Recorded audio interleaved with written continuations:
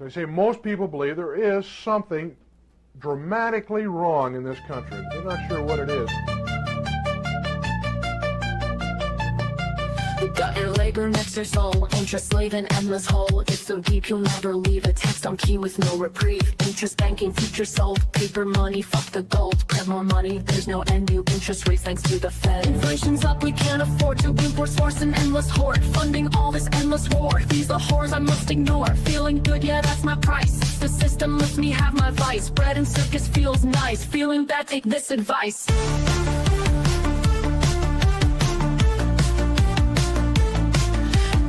Just take this pill, watch TV, smoke weed and chill. Football parties, man the grill, watch some porn, drain your vril. Endless pleasure, wait until the lights go out, the lights are out.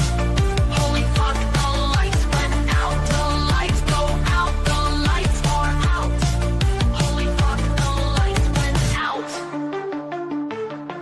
Never thought that this would happen, should've prepped instead of fapping. Tires screeching, people scream, living nightmare, not a dream. There goes all my dopamine, wiping off my jerk-off cream. I'm flabby, weak and unprepared, don't own a gun, I'm really scared. Water filters, batteries, cans of food and MREs. I really should've bought that shit before the social fabric ripped. Atomize, I'm all alone, no internet, can't scroll my phone. The lights go out, the lights are out. The lights go out.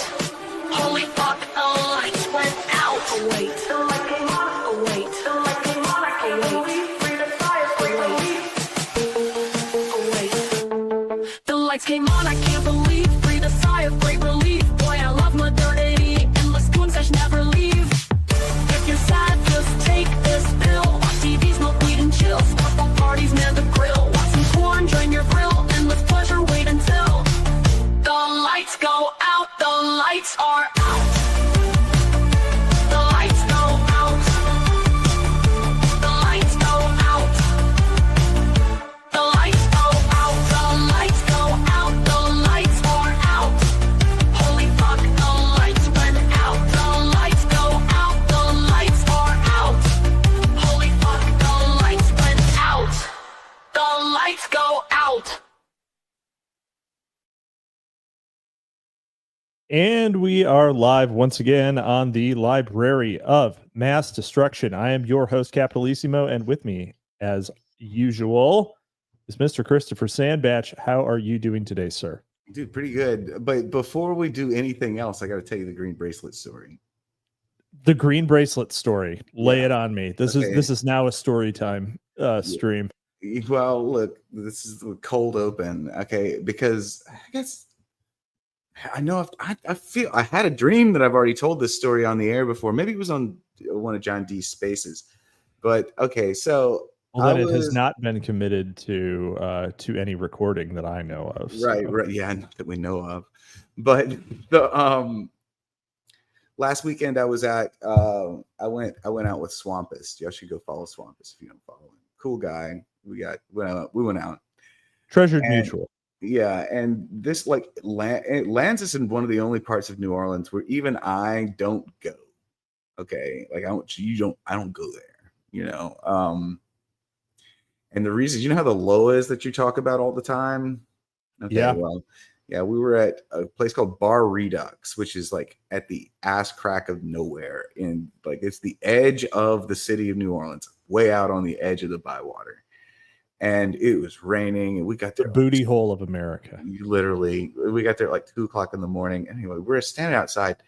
Swampus is incontinent. Okay, this is the best way I could probably explain it. Emotionally, spiritually, or in the form of the bladder. Physically, tragic. Well, like he's just really, really, really drunk. I'm drunk enough that I've got and mind you, it's raining. Okay, it's raining and there's thunder and lightning. And we're in this fucking dead end bar, all neon glow. The bartender was the kind of like homosexual twink that doesn't live very long. You know what I mean? The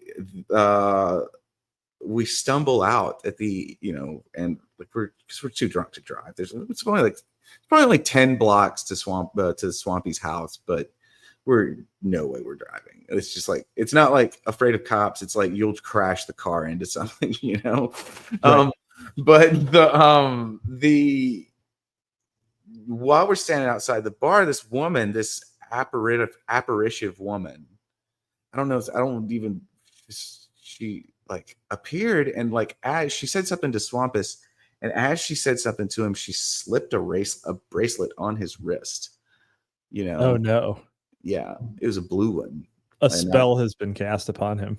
Yeah. And then she comes to me and she starts talking, and she asked me for a cigarette, and I'm passing her a cigarette.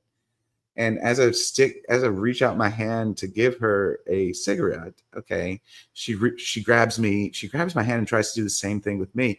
But I had seen it happen to Swampy. Okay, so I was ready for it, and I caught it in my hand. I grabbed her hand instead, and now I have this green bracelet that I haven't put on, but this fucking apparitive woman at the fucking tail end of New Orleans tried to slip on my wrist.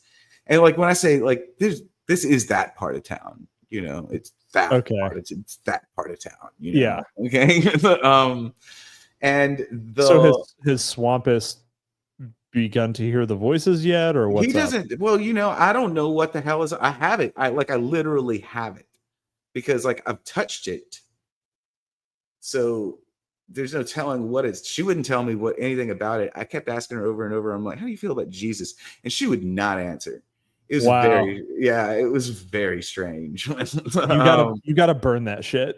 But like, there are all kinds of. I need somebody who knows more than I do, because like, okay, so what if I burn it and like just touching it was enough, and then I've burned it? There's all kinds of Lynchian paradoxes you have to consider. Other than that, it's my birthday. What you been up to?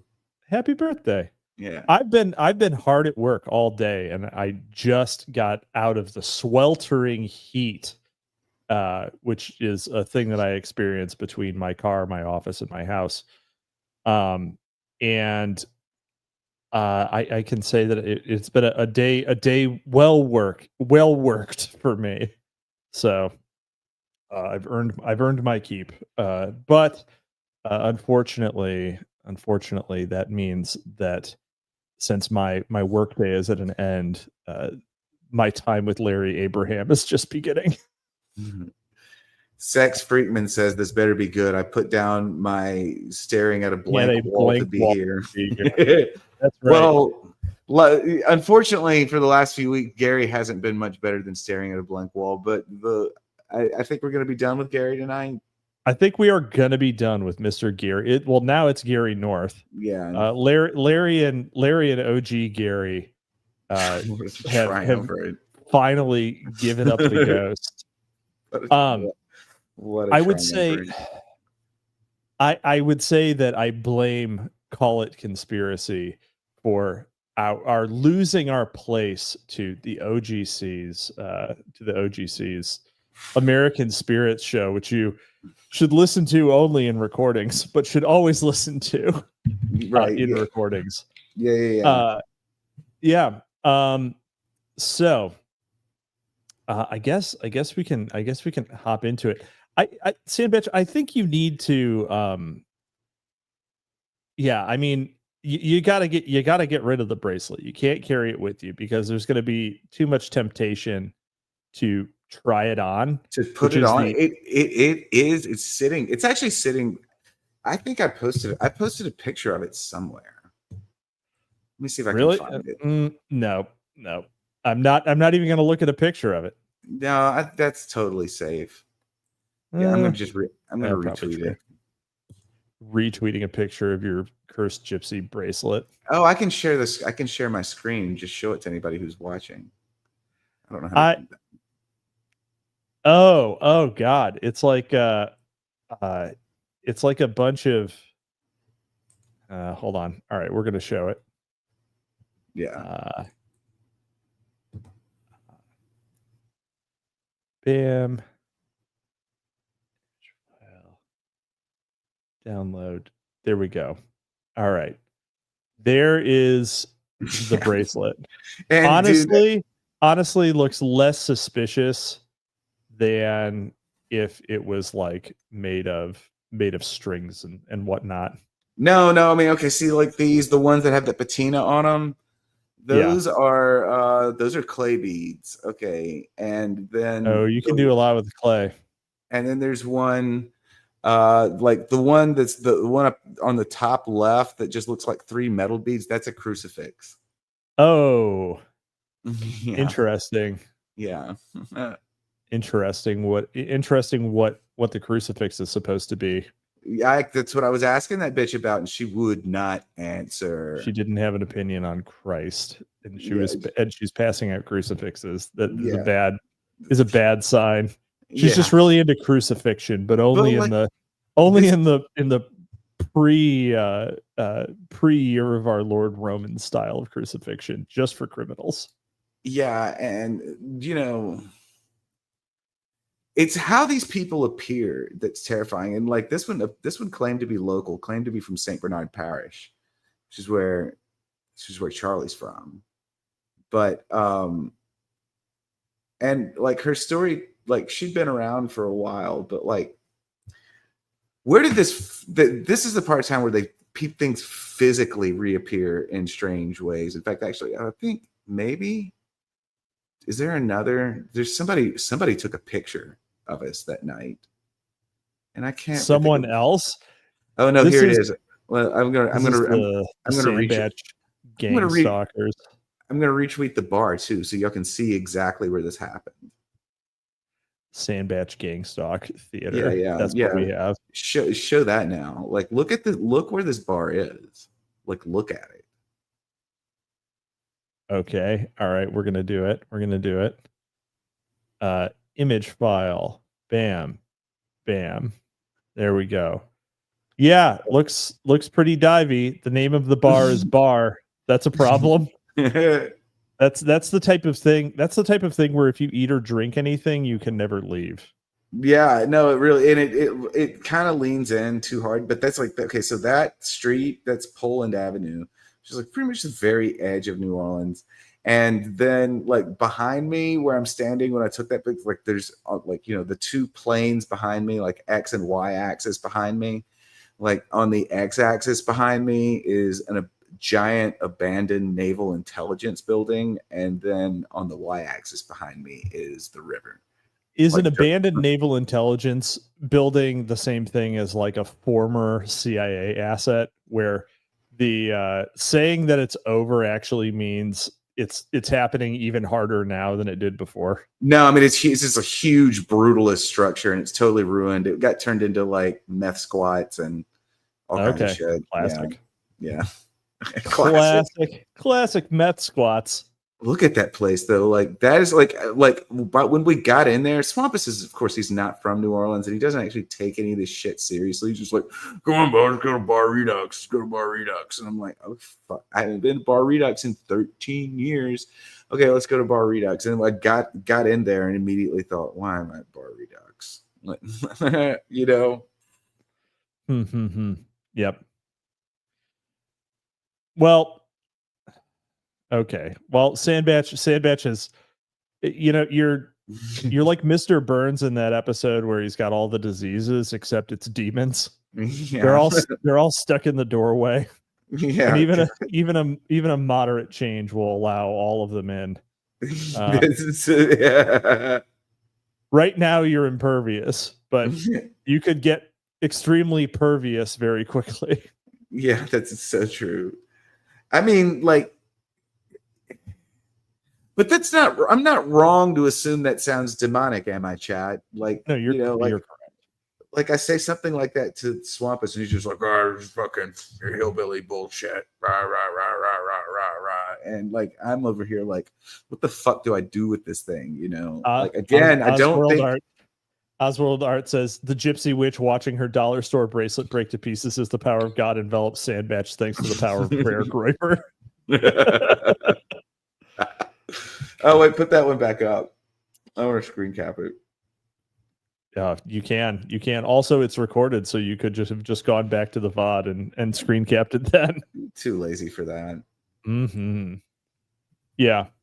Randall Shirker says, assume demonic until proven otherwise. You'll be safe that way. Well, on Library of Mass Destruction, we practice the prosperity gospel. So remember, if you sneed those super chats, God will return it to you. Though Sandbatch will not, because he's going to spend it on something for his birthday, which y'all, it is. Y'all say y'all. I like let's sneed super chats. Sneed like them. you can sneed those super chats. But if you want to buy me a coffee, you can go for my birthday. You can go do that and all that. Oh, you can also do that. Yeah. You can do that, and I will not be. What mad. else can I show? What else can I show? What else can I just totally shove other people out of the way for and be like, it's my motherfucking birthday. It's my birthday. Yeah. I don't celebrate my birthday at all. You're like one of those. You're like a drunk bitch who just wants every fucking thing on her goddamn. It's my birthday. Fuck yeah. Yeah, exactly. God has four birthdays a year. Yeah. It's my quarter on birthday. It's my third quarter on birthday. But never ages past 30 somehow. It's incredible. Yeah. Well, your age is your body count. Age is your body count minus your actual age. So Ooh. All right. So secrecy. The insiders. Secrets. The insiders. What the manipulating conspirators need is secrecy. So says Gary North. It's not a conspiracy if it's in the open, which is funny because we've repeatedly talked about the number of like New York Times and New York Post, well, not New York Post, but New York Times articles talking about the members of the conspiracy and the periodical published by the Trilateral Commission, which is a conspiracy. They realize that at this stage of history, men publicly disagree about the fundamentals. If they try to hold mankind together by serving as intermediaries between or among various warring societies, they need to do so invisibly. Voters in the United States do not want to join together in a one-world government with the Soviet Union. Most don't. Yes. Didn't, I guess I should say. They know full well who will be the policemen in such a society.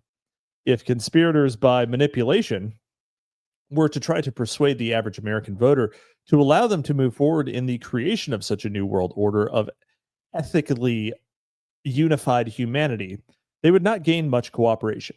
So they have to keep their plans relatively secret. I say relatively. Since 1973, the Trilateral Commission has published its intention repeatedly to create a new world order. Doesn't this refute my contention that they are a conspiracy? Aren't all conspiracies always completely secret? Very interesting thing to say, isn't it? Very interesting thing to say, Gary. No, they aren't. Adam Weishaupt's Illuminati was almost entirely secret. But as time goes on, the conspirators have become more open, especially the conspirators by execution. Hitler published Mein Kampf. Lenin published his intentions repeatedly. True, they did not announce their intention to liquidate specific numbers of specific groups, 250,000 at the most, mostly from typhus, but they announced their general intentions. But hardly anyone in power believed them. Why not? Because the conspirators by manipulation always said that these were just verbal excesses. They really don't mean it, so let's make a deal. It's just a prank, bro. Is the Leninist Vanguard? Is it just a prank, bro?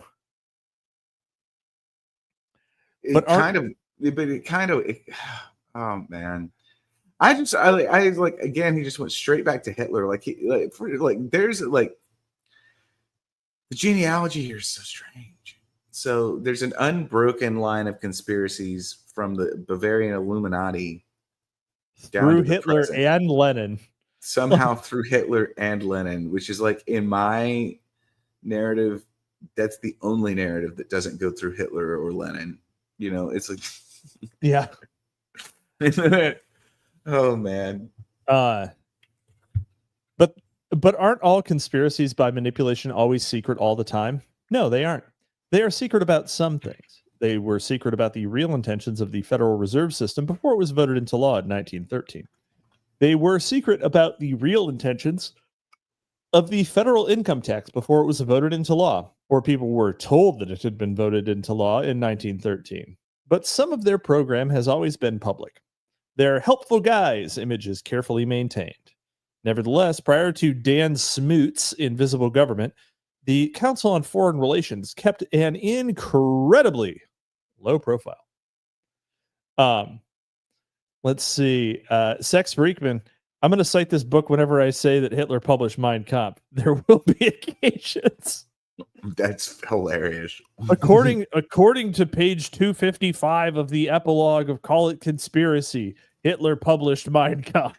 No, I love that. It's like, yeah, like it's like, you know, people say, you know, the Mein Kampf, and they say like, you know, like published by like American Appalachian Bund Press 19. You know, it's like yeah. What is I wonder what the true English first of Mein Kampf is. That's an interesting tidbit. I wonder if it was published like, yeah, I mean there were enough American fans of our dear painter at the time to have it published domestically. Like the Germans wouldn't have needed to translate it and send it over here. I think probably though. Oh, that's an interesting question. Let's find out. Zhang Wei 3.0. I was told that Tookie's magazine was a grittier Harper's with some added panache. I'm revolted to find that it traffics in canards and ethnic innuendo. Oh no. We've been found out. Have we fallen so far? I guess from our constantly talking of actually I think our first episode we dropped multiple F slurs. So it is what it is. The first English edition of Mein Kampf was published in 1933 by Hurst and Blackett, which is the name of the publishing house. And it was a translation done by James Murphy, who was an Irish journalist at County Cork. Interesting. Spent time in Berlin during the late Weimar Republic. Trying to figure out if it was a friendly translation or not. Who would have thought that it was an Irish? No, later break with the Nazis. Okay, so so yeah, he was a Nazi. Interesting. But aren't all conspiracies by manipulation always secret all the time? No, they aren't. They are secret about some things. They were secret about the I already read this, of course. Books, however, were always a high priority item. The Council on Foreign Relations is always bringing out books. So are its members. Bland, boring books. One important CFR outlet is Prager Publishers. Like PragerU? How many, not a real university. How many variations of title it is? How many variations of titles and books have appeared that are along the lines of Richard N. Gardner's Harvard University, Harvard Law School, Rhodes Scholar, Oxford PhD, Deputy Assistant Secretary of State, and of course, Council on Foreign Relations. In Pursuit of World Order, U.S. Foreign Policy, and International Organizations, with foreword by Harlan Cleveland of the Council on Foreign Relations. Hundreds? Thousands? Who cares? Too many at the very least. Here is this book, written by a man with impeccable academic credentials, who writes a book with a very impeccable thesis. Okay, I like that. If this book had a little more of those, I would be calling him Gare Dog. rather than but yeah. But alas, But he doesn't. alas, that's the best one. That the United Nations is an institution which offers the world hope.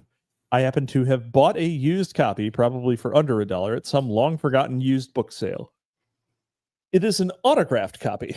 It is dedicated to someone as follows: with gratitude for his contributions to the pursuit of world order through UN, we believe. Best wishes, Richard N. Gardner.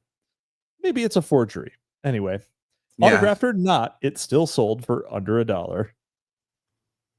How could this earn? Well, to be clear, first editions of this book are also basically available for like $1, which Sounds is right. I mean, that's the point he's trying to make, though. Significantly inflated. Yeah. Oh, you talk about this book, the one we're reading now.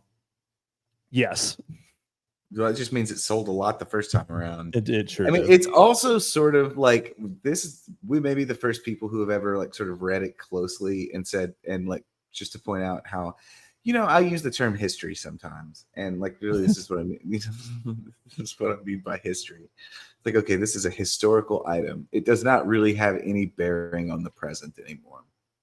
Yeah, that's it's right. Entire, and this is like pretty much the moment, like it's like us, like we're like the people who, like the first people for whom it just reads like a joke, and it mostly reads like a joke. It's all at this point, it's almost historical. Yes. Yeah. Let's see here. Where are we? How could this earnest-looking man in his late 30s have devoted himself to such a preposterous task? To prove that the UN offered anyone hope in anything except possibly a bureaucratic job in some UN agency?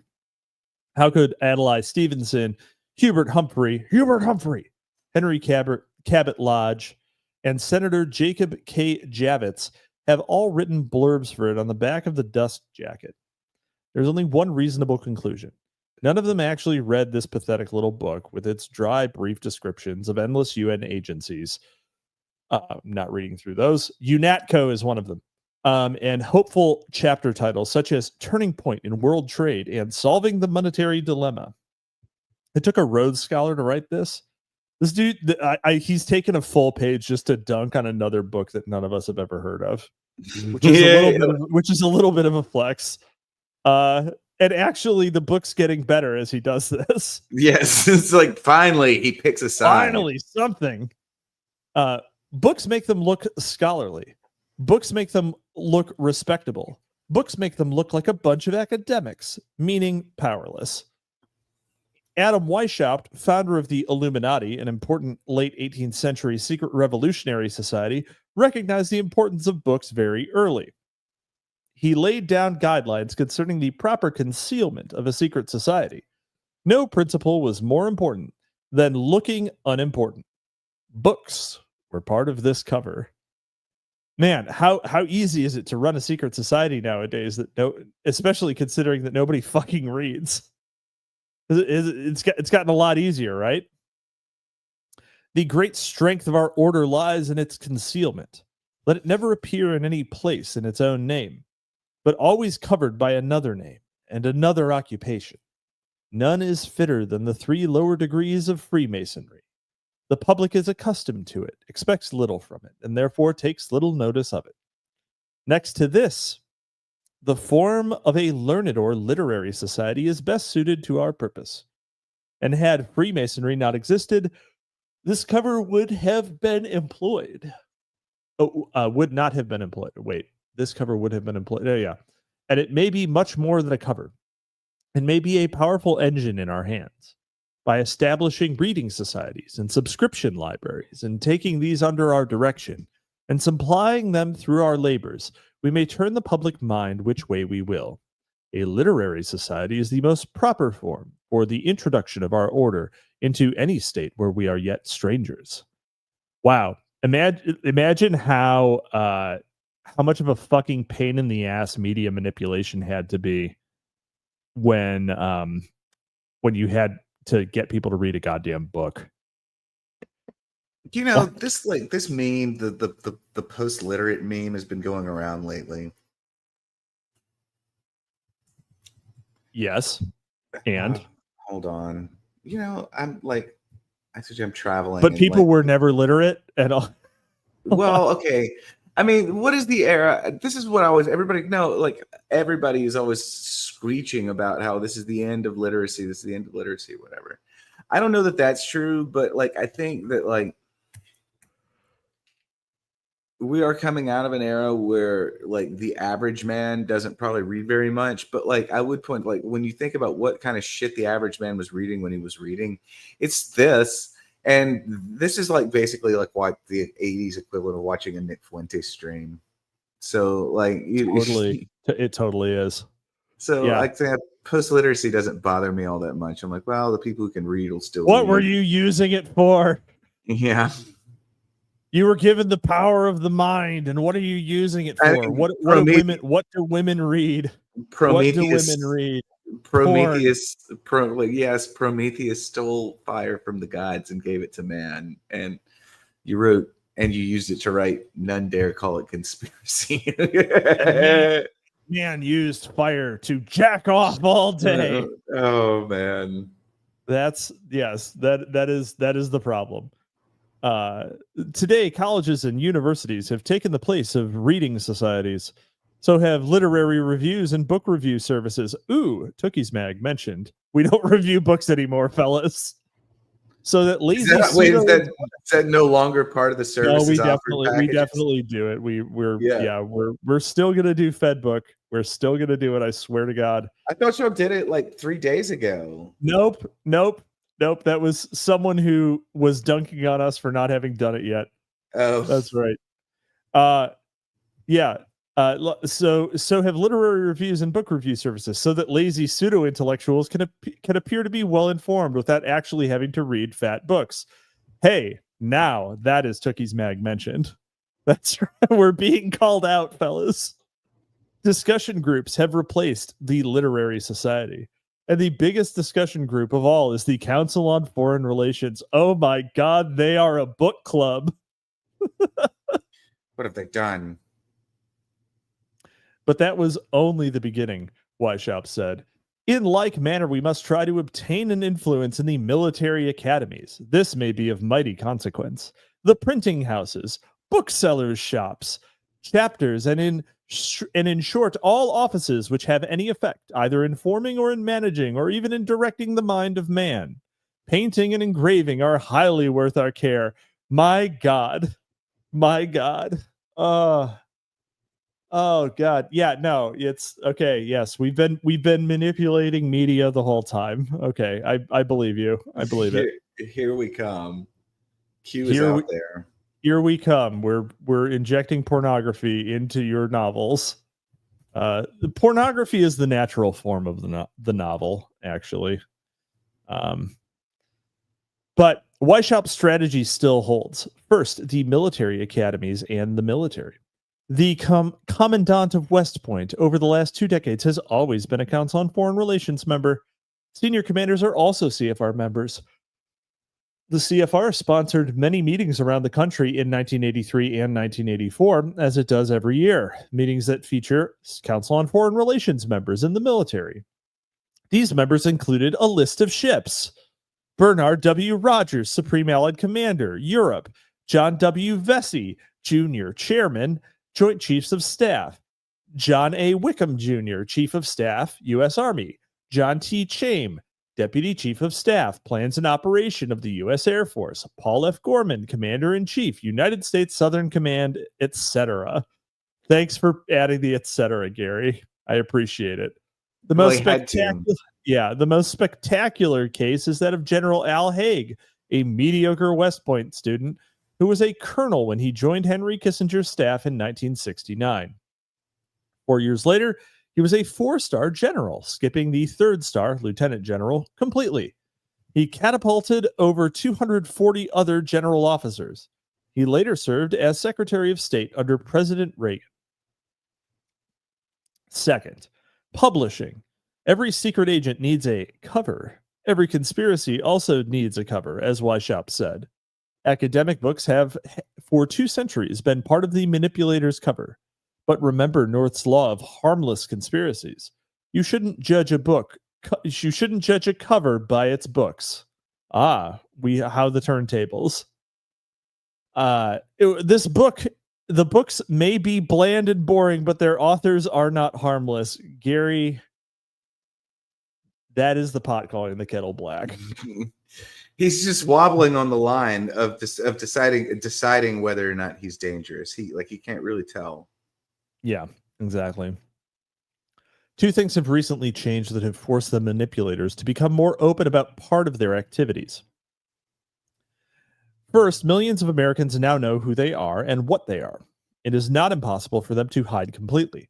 So they are attempting to deflect the charge of conspiracy by going partially public, a limited hangout. This tactic can be seen in David Rockefeller's defense of the Trilateral Commission in a letter to the editor in the New York Times. I'm just going to write this letter to the editor in the paper of record. You know, not to be pedantic, but really that refers to a modified limited hangout. Modified limited hangout. Okay. Yeah. But modified. Is that a phrase most people are familiar with? From the Nixon tapes? Well, yeah. I don't know. Maybe. I didn't know that it actually had any sort of technical definition. Yeah, no, it's 'cause, like, these people are autistic and they create manuals and paper. Nixon sure was. Yeah, so. They create conceptual diagrams of their own bullshit. And Nixon, from the Nixon administration officials, we have like phraseology for two kinds of operation. One of them is a hangout. One of them is a limited hangout, and the other is a modified limited hangout. So limited hangout is whenever you divulge certain information. An MLH. With the general intent to, get ahead of the news cycle, basically. It's like, you dump it. This is when, like, you do something like dump something when the White House does something like dump something at 5 o'clock on Friday, like press release, nobody pays attention to, and it sort of diffuses any story that they think might be coming up that's going, or you get the idea. A modified limited hangout is whenever you insert a falsehood into the limited hangout. So you're not only does your incomplete discursive reveal of X not complete, it also contains misdirection. So that's what, whenever there's a modified limited hangout. Got it. That makes sense. Is almost certainly a modified limited hangout. Zhangwei 3.0. None Dare Call It Treason by John Stormer, published 6 years earlier, is a better book of a similar tenor. I actually, because of these 2 books in a row, I am completely out on any book whose title is a declarative statement. That's nouns and adjectives only are the only acceptable ones. Or only acceptable book titles. If I could read Aberration in the Heartland of the Real 2, I would. But unfortunately, some brave soul needs to fill a Penske truck full of ammonium nitrate, not amyl nitrate. Someone needs to fill a box truck full of amyl nitrate and drive it to Fire Island. Someone needs to do that, and I don't know, park it outside of a federal building, which we do not support. I'm just saying, if we were to get another aberration, it would probably require another explosion. Let's see here. Is the commission secretive? Not at all. For $10 a year, anyone can subscribe to its quarterly magazine, Trialogue, and now also receive periodic mailings of task force reports. Furthermore, we publish a list in the source of all U.S. contributions in excess of $5,000. It's only part of the proceedings that the off the record are discussions at commission meetings, and we keep these private to encourage uninhibited criticism and debate. I like how Rockefeller used this letter to the editor to shill. Isn't that great? Like for $10 What else a are you year, gonna do? it's Man, just like, again, use like it I to said, shill. do you He can't really help want himself. people? Do you really want everybody reading? Do you really want everyone reading? Yeah, mass literacy was a mistake. His letter was clearly pulled out of a computerized word processor. For this wow, what the fuck? Look at the M dash. AI did this. It's literally what's going on. For this canned response contains whole paragraphs that were reprinted in the Saturday Evening Post 2 months later. The Trilateral Commission explained by David Rockefeller. A subscription. It's a gotcha that he like reused shit he wrote. I don't know. Dude, Sex Friedman says, Gary was fully erect writing this part. This is visions of Agartha for the boomers. Schizo. Yes. That's funny. A subscription to a magazine which carries no advertising, plus periodic mailings of task force reports, all for $10 a year. Not a profit-seeking magazine, surely. No, a subsidized propaganda magazine from a secret society that had to be created in 1973 in order to help deflect the heat after 1970 that books like None Dare Call It Conspiracy had produced for the Council on Foreign Relations. The Trilateral Commission is a kind of a heat shield. It is public where it has to be, secret where it has to be, i.e. discussion group secrecy, and conspiratorial from day one. Tookie's Mag mentioned.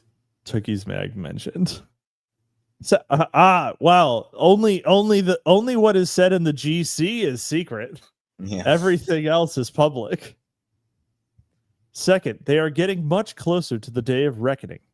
They are being pressured by two sides, the growing minority of voters who are fed up and who have begun to hear about them, and by the Soviet Union, which is running communist red ink in ever greater amounts as they expand their empire and thereby bankrupt themselves.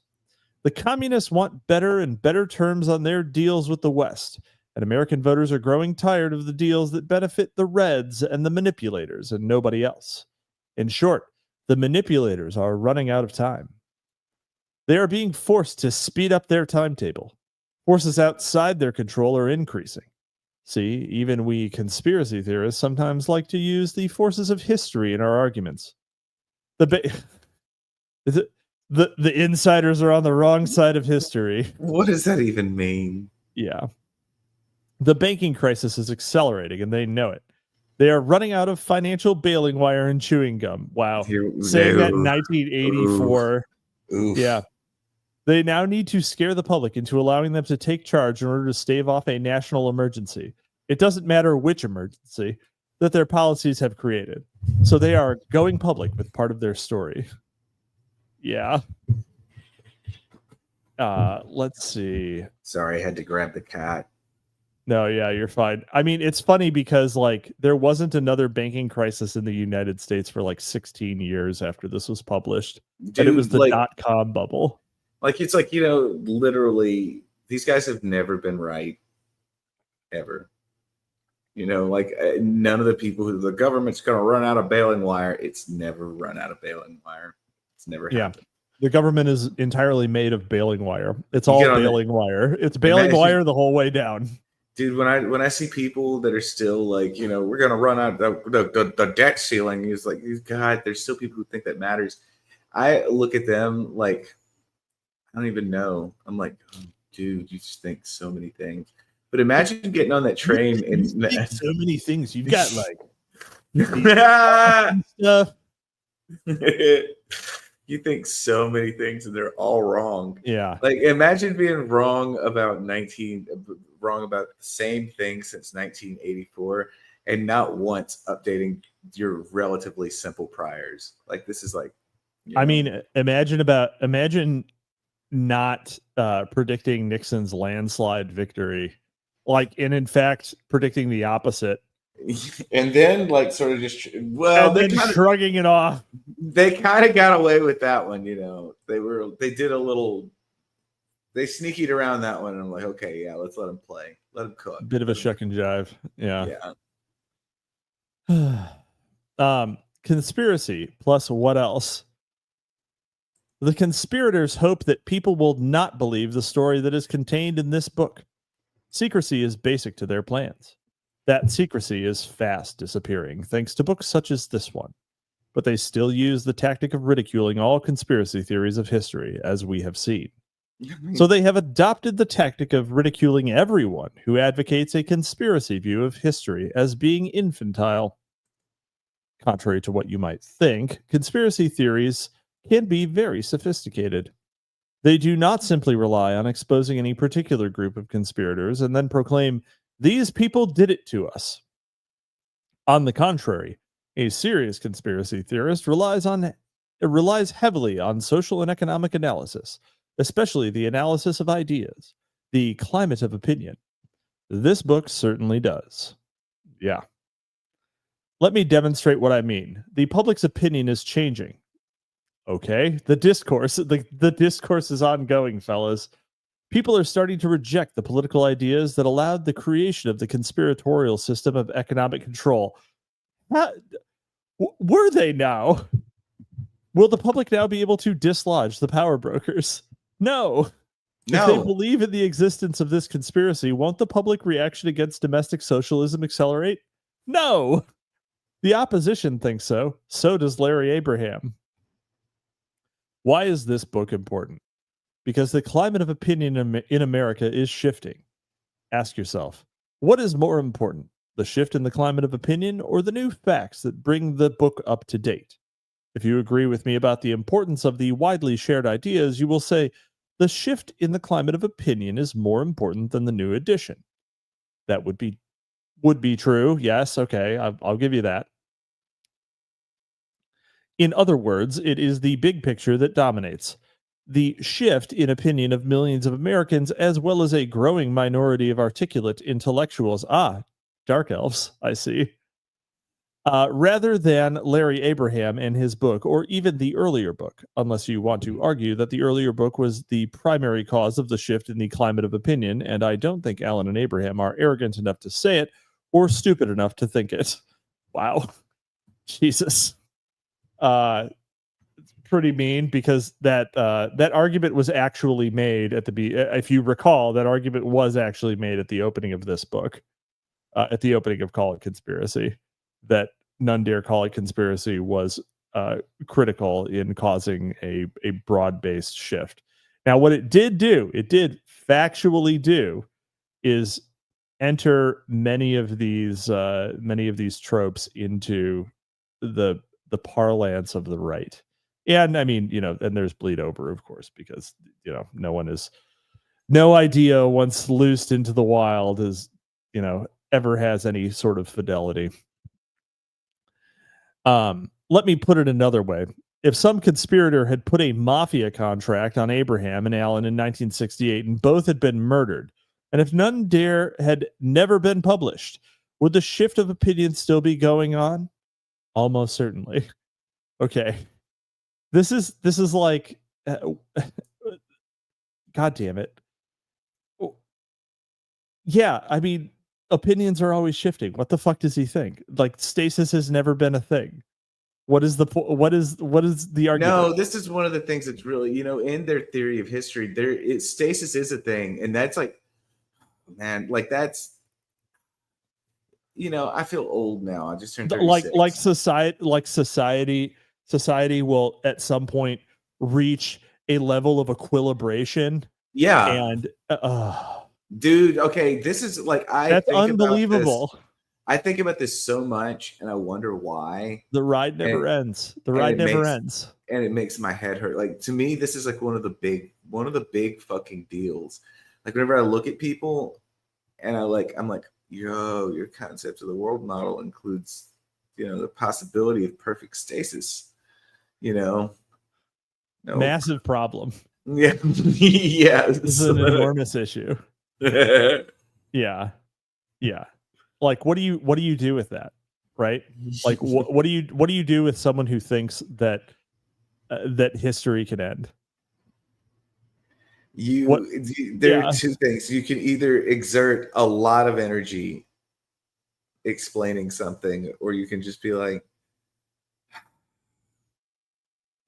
all right, What? next thing, you know? Yeah. Yeah. And that's Exactly. what makes increasingly you just like mark that person down as somebody who's like, well, they're not gonna really understand jack shit that I'm talking Yeah. about. There is no final victory. Might be fun to get a beer with though.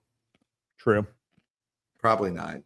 Look, broadly speaking, we are on the same side as these guys, broadly speaking.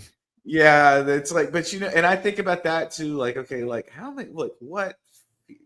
When I see younger people that are like that will do this, because you know, this is what libertarianism is. Libertarianism is this. There's a lot of contemporary isms that are this that assume like sort of like some kind of stasis point. Yeah, And if everyone would just, but no one will ever just. yeah, Yeah. Like no one will ever do the one thing that you say that everyone should just do.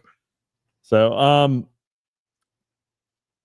let's see. All right, let's take it one step further. Do you think that if someone had put a bomb into a room filled with Rockefellers, Carnegies, and the others listed in the chapter on 1913, no matter how early in the game, do you think their deaths would have stopped the erosion of constitutional liberties? Yes, no, maybe.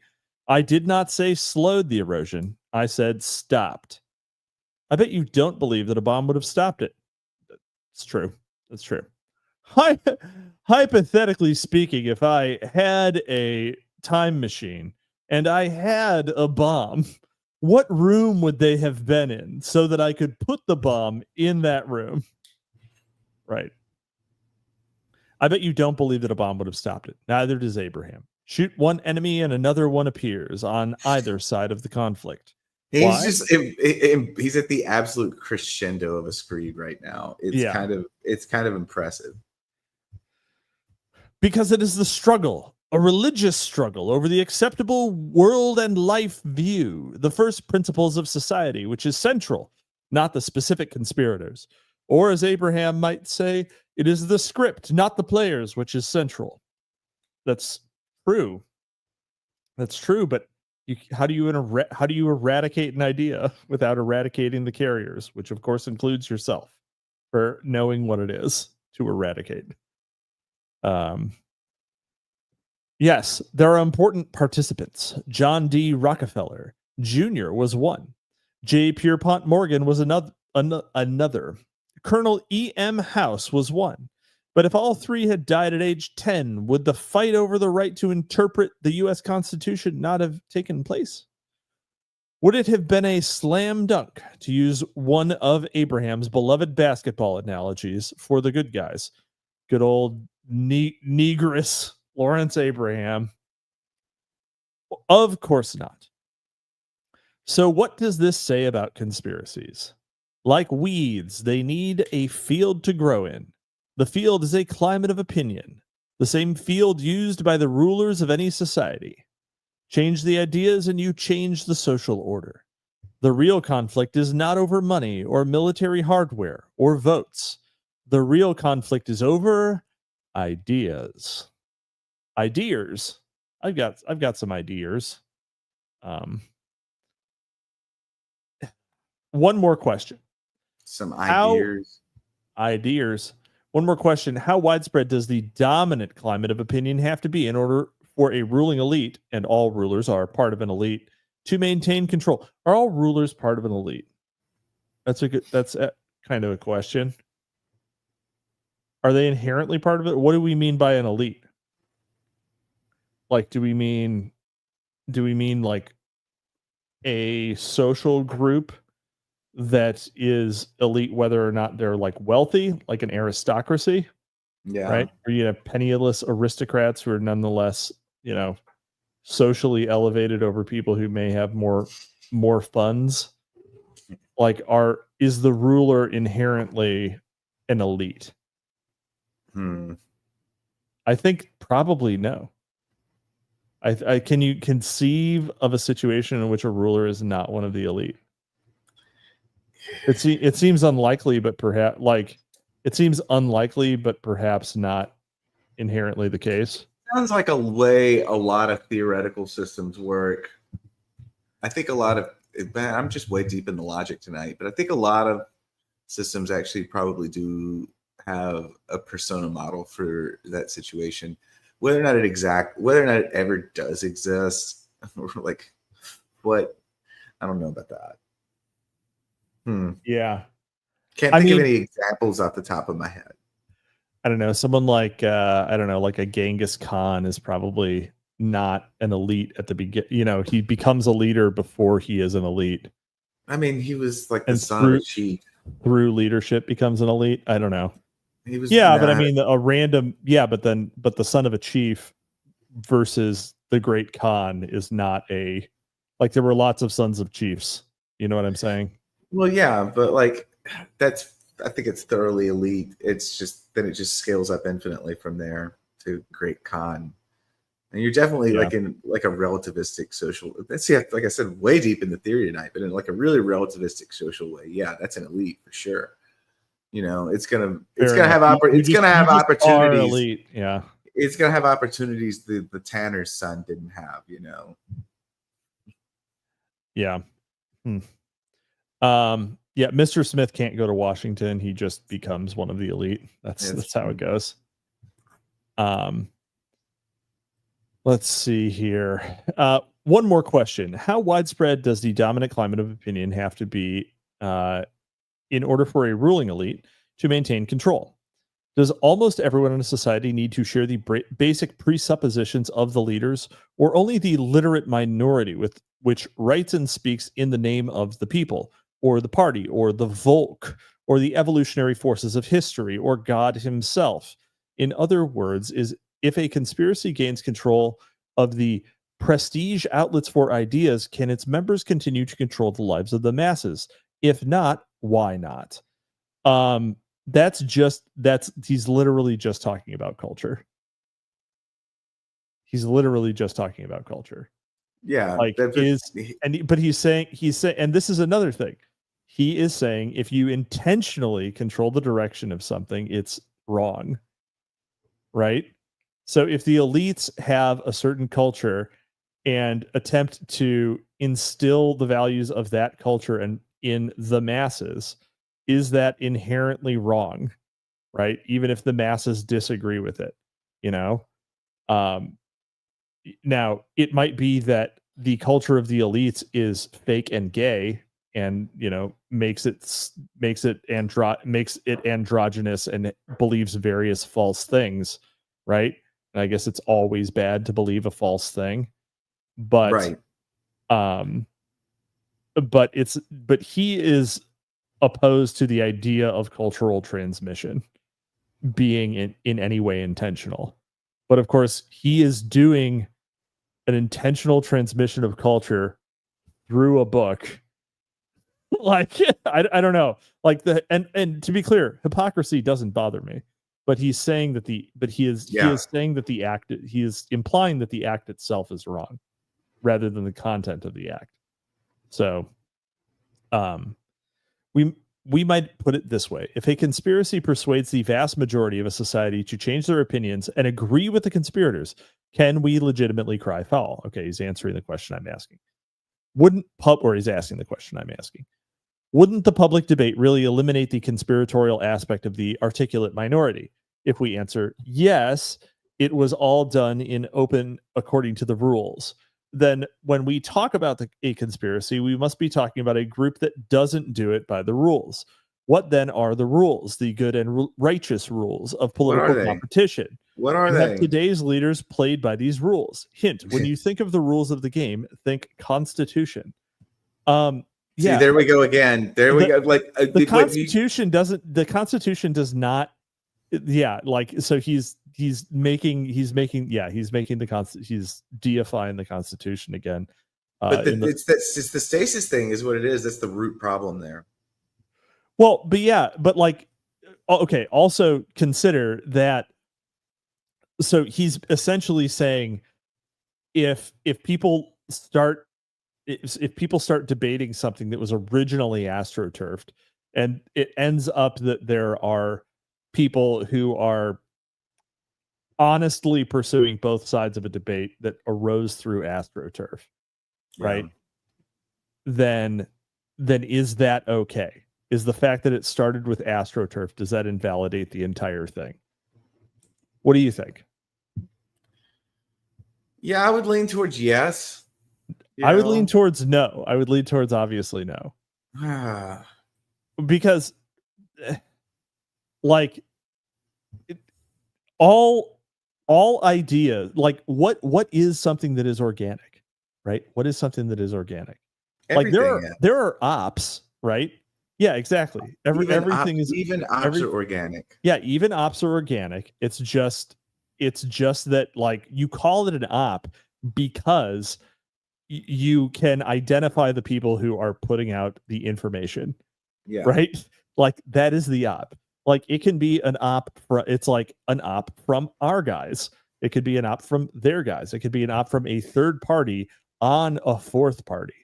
Like for example, there's like a Japanese nationalist, incredibly postmodern, by the way. Yeah. Okay. Yeah, we're all postmodernists. We're all postmodernists. I'm not. We are all postmodern. I am not a postmodernist. I don't understand anything about how systems operate. Yeah.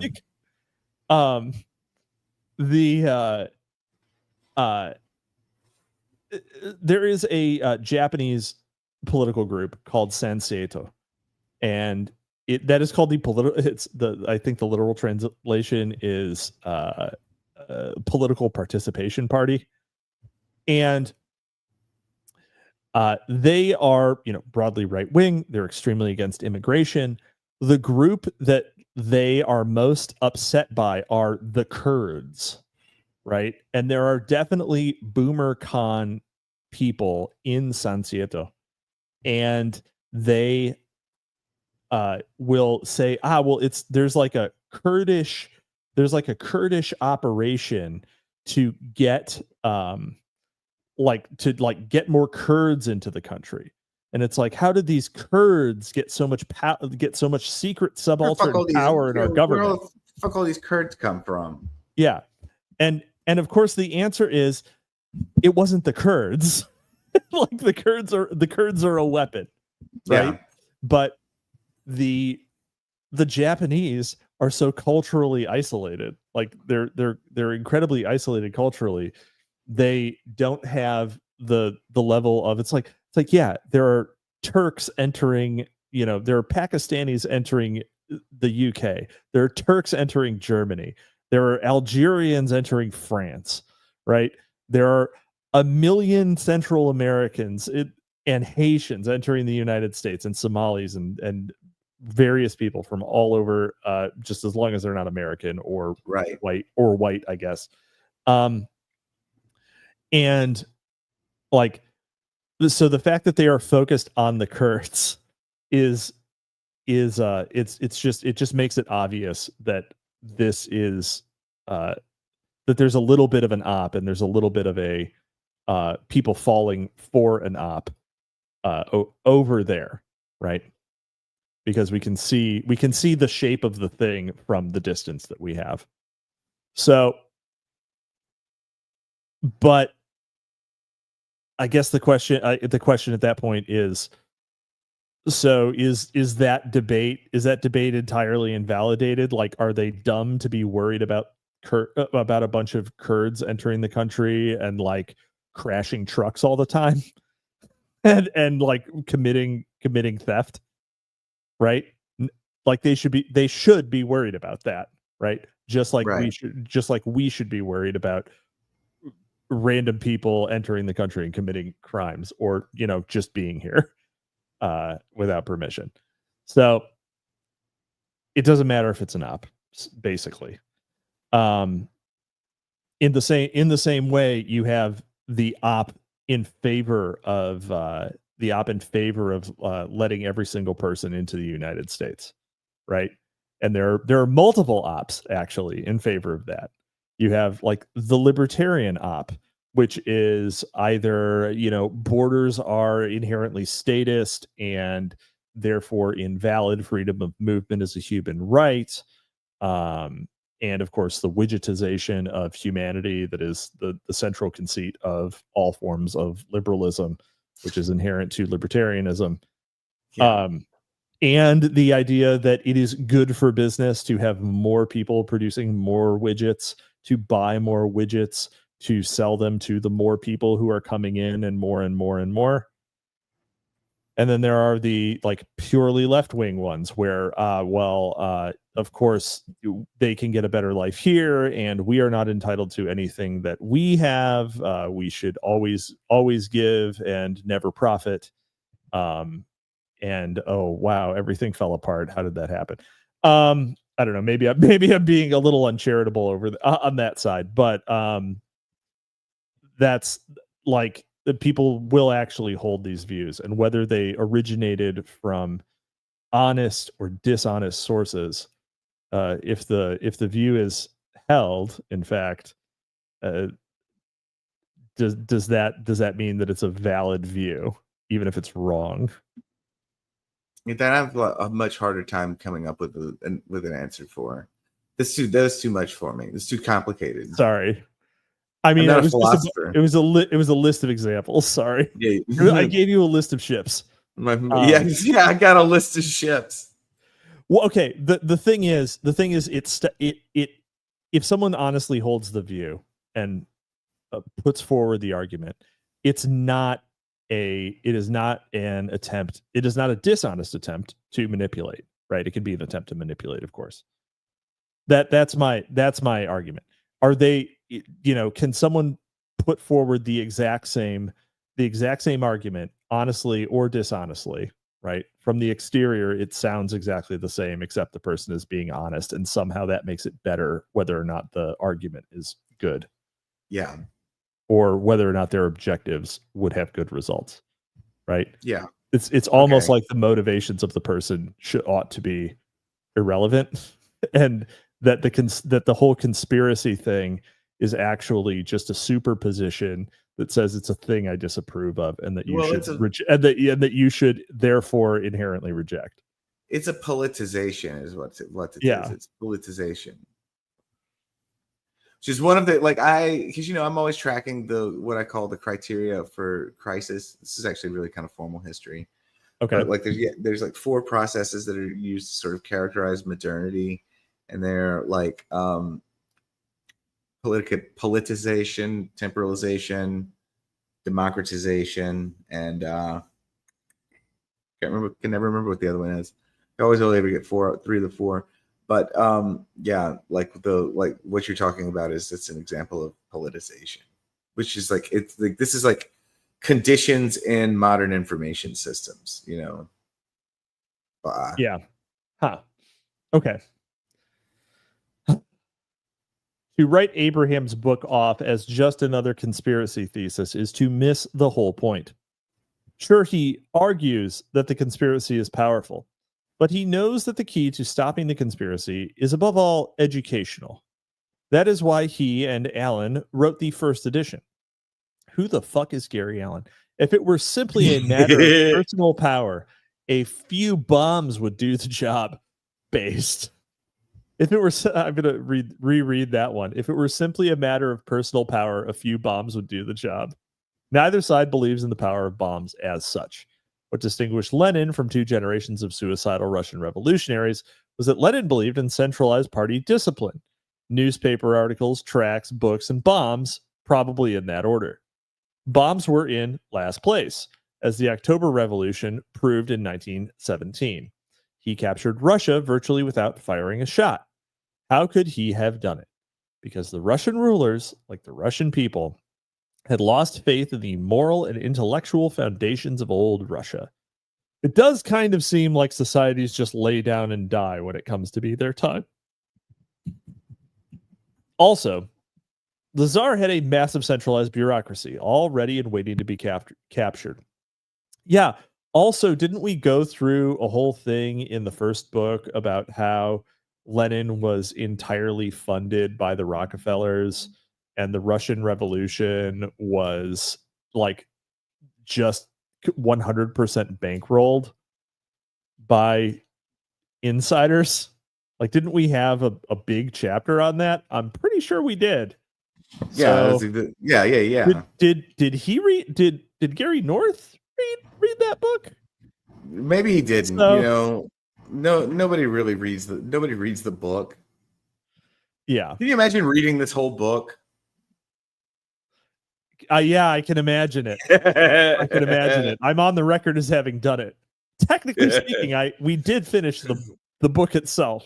You may be the only person that's on record as having completed this entire text. Well, tragic for me. Bully for me, chili for you. Fame. Also, the Tsar had a massive centralized bureaucracy, all ready and waiting to be captured. Massive centralized bureaucracies could be here, he thought. So it is not simply a question of conspiratorial mobilization. It is a question of conspiratorial mobilization within a particular climate of opinion and within particular historical circumstances. Conspirators understand this best of all. And they also understand that if any hostile critic of their actions dares to mention the existence of their conspiracy, which has been successful in using the climate of opinion to manipulate the majority, he can be cut off at the knees simply by sneering, "Oh, yes, the conspiracy thesis of history. How infantile." Just say conspiracy theory, it's cleaner. That sneer, coupled with threats to professional careers, has worked incredibly well. So, academic outsiders have to do the initial work. People such as Dan Smoot, who wrote the first major expose of the Council on Foreign Relations, The Invisible Government, in 1961, and got it published by a small, conservative, maverick publisher, and then sold an incredible 1 million copies through the mail because he had his own weekly TV show. Oh, wow, it's almost like it was a grift. And people such as Abraham and Allen. But these men understood Rushdoony's principle that intellectual respectability in the eyes of either the liberals or anyone else is an irrelevant matter in the discussion of any question. We must leave the dead to bury the dead. Have we gone through who Rushdoony was? I don't think we have. Do most people know who he is? He's this fundamentalist writer who's like a reformed he's the guy that really, I guess, is the founder of what you'd call Kenism, if you've ever heard of that. So if you ever hear that word thrown around, like okay. Rushdoony is the guy. Interesting. Yeah, I'm not familiar with Rushdoony, so he sounds like a Jeet. Dead and dying men, however, continue to be outraged, but they must keep their outrage concealed. So they have hired other men to do their work for them. Instead of an outrage cry, they have hired professional historians to sneer for them. Where's your paycheck, Sandbatch? Where's your paycheck? I work for our team. Yep. No professional historians getting hired over here. I'm going to be in the Beltway for like 10 days. Anybody who wants. Hire him. Yeah. Put him in the think tank or in the drunk tank. He's going in a tank. All right. Epilogue. I work for nothing. I work for beans. Thinking about them beans. Man, I could go for some beans right now, actually. I could really use some fucking beans right now. Some fucking beans would be great. How great would it be if I read the book through mouthfuls of beans? This nigga eating beans. I spilled my beans all over myself. It's my favorite meme. A black teenager shouted at me. Yeah, it's my favorite meme ever. A catalog of bean-related memes. I only know the two. I only know this nigga eating beans and thinking about them beans. The classic boomer post on the Bushes. What is it? Bushes or Dukes? I think it might be Dukes. Yeah, Boomer posted on Duke's Facebook page in like 2008, thinking about them beans. Anyway, the conspiracy view of history has been unpopular in our day. He was hitting on a bean company, basically. It's like he was trying to run game on him. Yeah, you didn't get the joke. I'll explain the joke. Fine, all right. Explain the joke. I explained the joke. The conspiracy view of history has been unpopular in our day. It is especially unpopular in university classrooms, though not so unpopular as it was in the classroom prior to 1965. Scholars prefer to talk more about impersonal historical forces or the climate of opinion, not clandestine groups of self-interested manipulators, especially conspirators who have been quietly successful, as distinguished from Lenin and Hitler, who were visibly successful. Whoa, this guy just said a nice thing about Adolf Hitler. Uh-oh. Sound the alarm. But wait a minute. Those who hold a conspiracy view of history are also interested in discussing the climate of opinion or economic forces that create the historical setting for a shift in the climate of opinion. What is the difference? The difference is this. The conspiratorialists know that there is a continuing ideological war going on. Different players, same issues. New faces, same conflict. Those who favor a conspiracy view argue that there are fundamental issues, moral, religious, and political issues that divide good from evil, good guys from bad guys. In short, conspiracy buffs usually are opposed to ethical relativism. They tend to be moral absolutists. They view history as a continuing personal struggle between the forces of good and the forces of evil. Evil. See, there it is. But I mean, that's it. That's his history in stasis. At its logical, most basic level. That's it. It's good can win. Yeah. Well, I mean, yeah. This is what outrages professional historians. Are you outraged, Sandbatch? As a semi-professional. Yeah. Not outraged. A little bit tipsy. Yeah. They are weaned on a diet of ethical relativism. Weaned on a diet of ethical relativism? Yeah, Like, it goes straight from human breast milk to ethical relativism. That's what weans them off. They never go to solid food. It's just breast milk straight to ethical relativism. What happened to boomers? Like, you just want boomers. Well, these guys are older than boomers. These guys are way older than boomers. Silent Gen. Yeah. Well, I don't know. How yeah, I mean, I guess he couldn't have been in his I guess he couldn't have been 30 when he wrote this. They are weaned on a diet of ethical relativism. This perspective is basic to all the social sciences and humanities. They will admit today that Stalin was evil by today's standards. But we need to understand that in his time and confronting the situation of an economically backward nation, Stalin faced tremendous difficulties in modernizing Russia.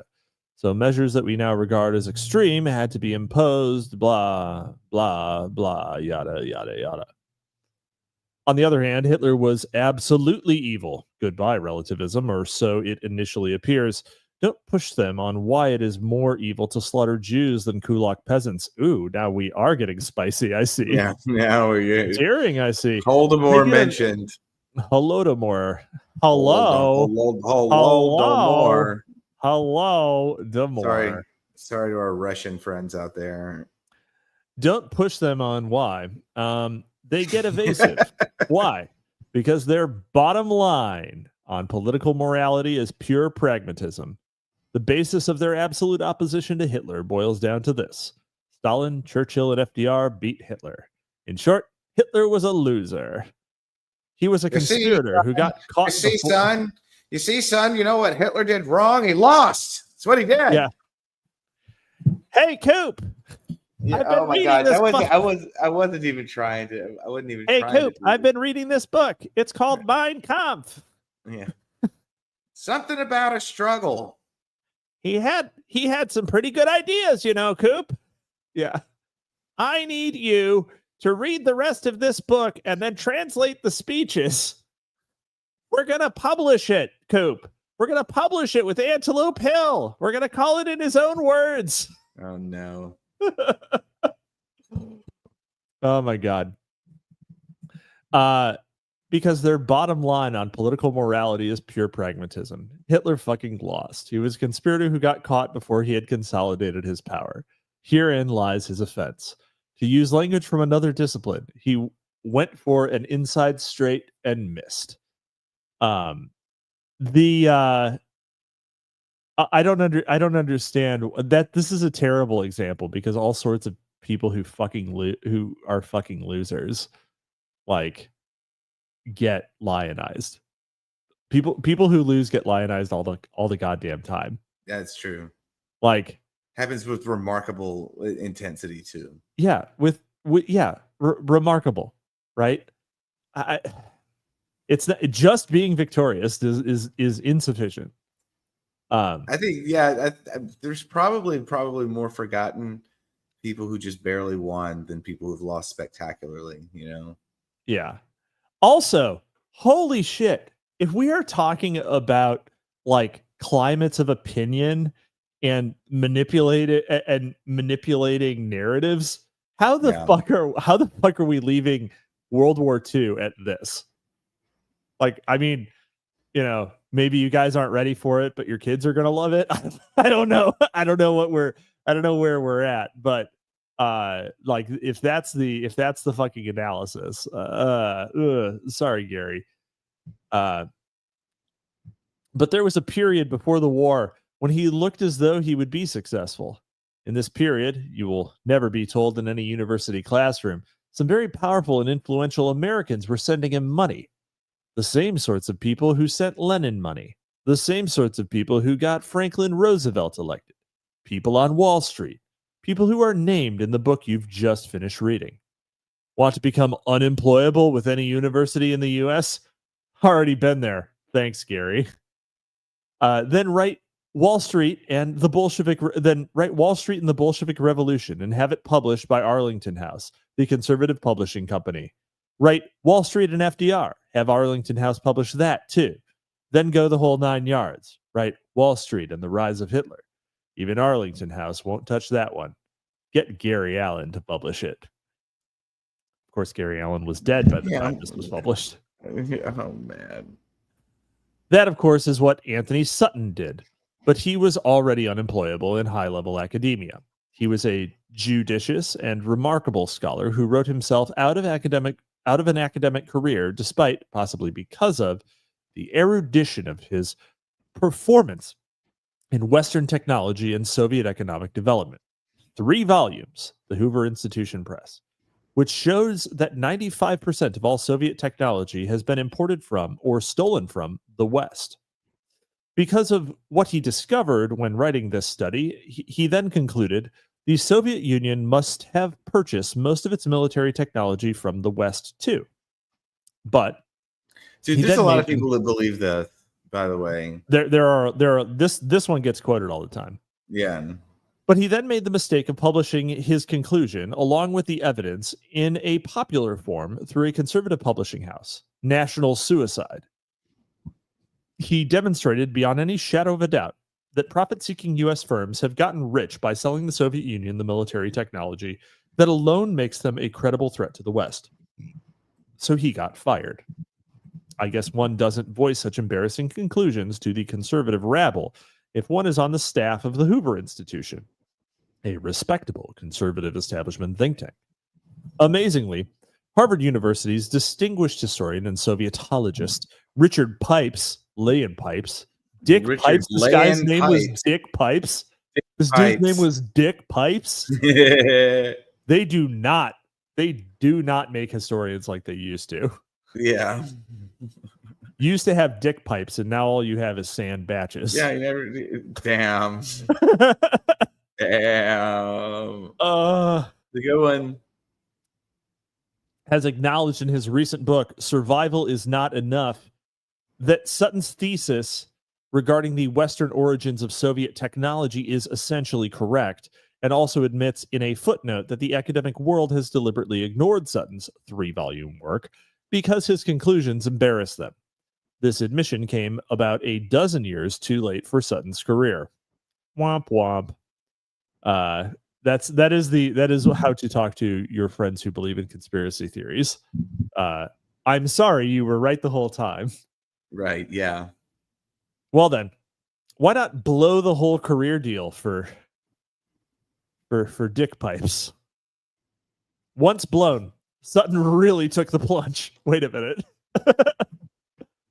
Once blown, Sutton really took the plunge. He just needed to get fluffed, a little.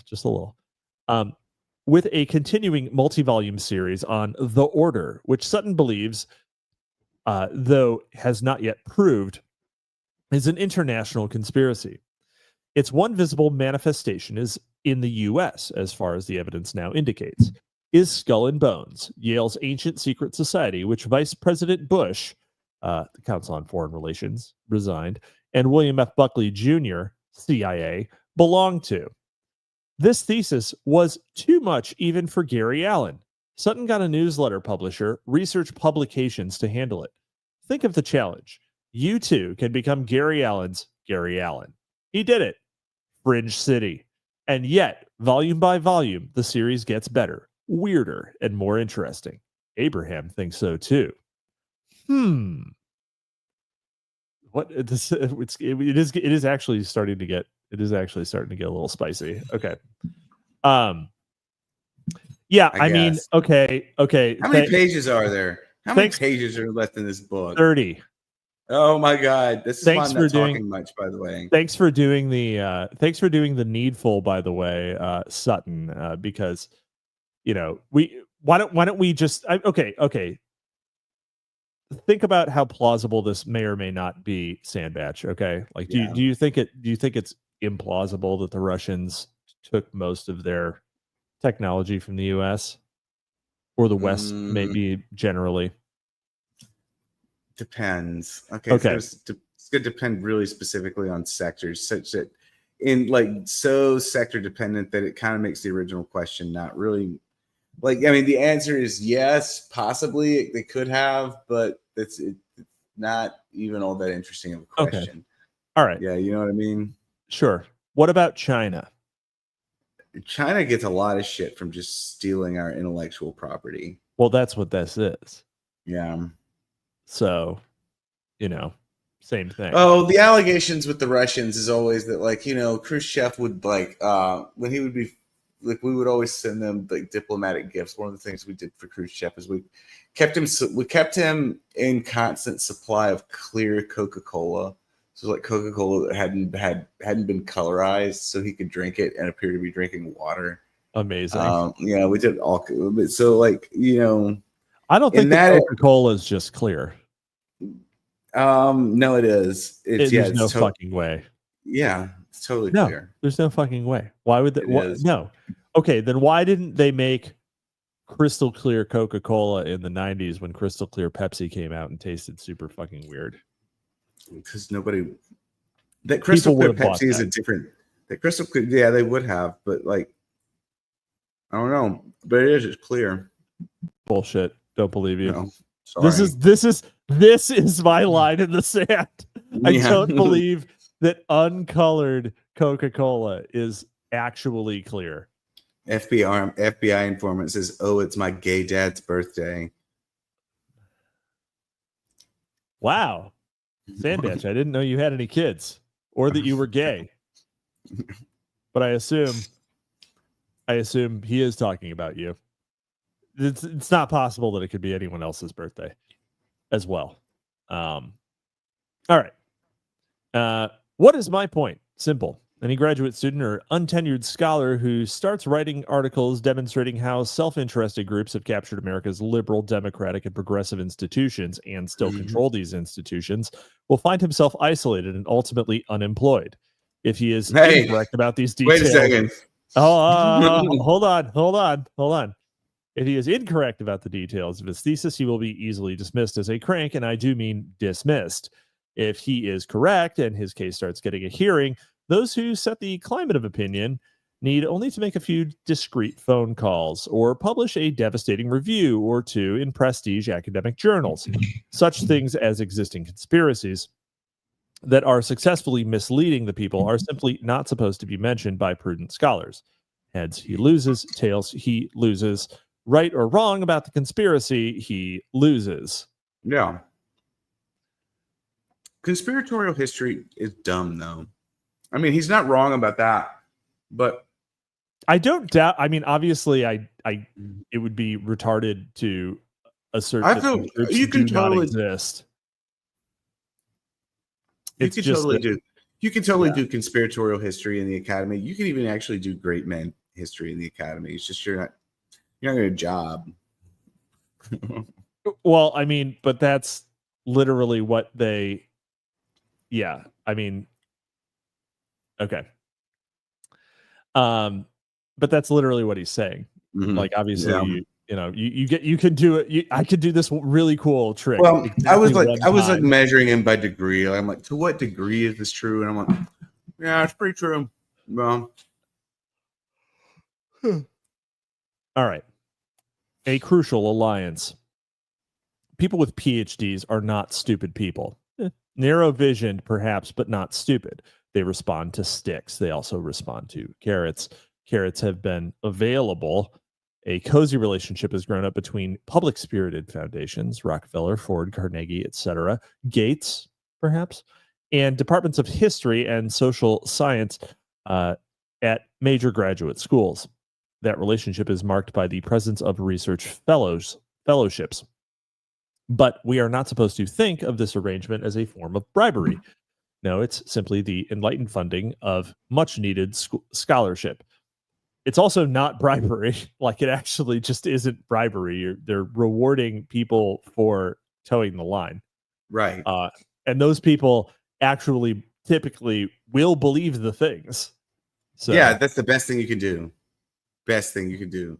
Yeah. And unfortunately, well, and I mean, then ultimately things start falling apart because you have you have only true believers, and they're like, well, why Right. were we doing this? And that's maybe an even more real source of the boom bust cycle than the explanation that was laid out in this book. We had to. Oh no, these idiots believed it. Yeah. What I am saying is that there is an alliance between professional historians and the manipulators. What I'm saying is the professional historians, the manipulators of thought and conscience, oh man. This alliance is not easily proven. The ties are elusive, but that too is to be expected. Successful conspiracies are elusive. No one issues direct orders to the history departments or publishers. Yeah, they do. There's hierarchies. There's explicit hierarchies in history departments and at publishers. There may or may not be a Council on Foreign Relations member as a chairman of the department, but there are unquestionably unwritten rules of the game. It is more like etiquette than anything else. There are standards of proper behavior, and people who consistently violate these standards don't get invited to really nice parties. Yes, absolutely. That is absolutely what I have been saying the entire time. Most of these are social bonds, and they are people who are rewarding people with the same social bonds. Those who never attend nice parties don't get to meet important people either. There are a few aspects of successful conspiratorial groups more important for both recruiting and control than people's desire to be in the presence of powerful and famous people. The CFR uses this weakness of men, and it is a dangerous weakness to manipulate local leaders and businessmen through regional World Affair Council meetings. Entrance to the CFR itself is very important as a motivating device. Once in, the road to the top, or is it the center, becomes confusing. How precisely do people get chosen? And how are they initiated? This is an important theme in Lewis's novel, That Hideous Strength.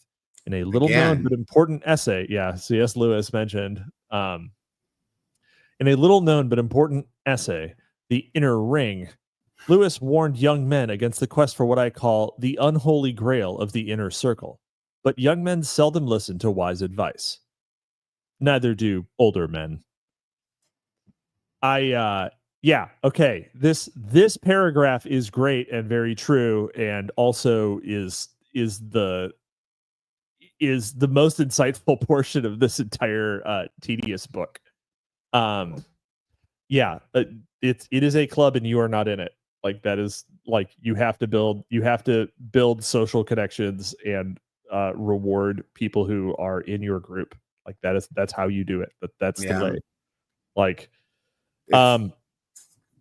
yeah. Go ahead. No, go for it. No, it wasn't even funny. I thought of it in my head. No. I punt. I'm out. It's shocking that gays aren't more powerful. It's shocking. Like, yeah. Not to be confused with C.S. Batch's future novel, That Hideous Stench. That Hideous Rash. Another factor is also very important. In nonprofit institutions, performance is judged by one's peers, not by consumers, as it is in a free competitive market.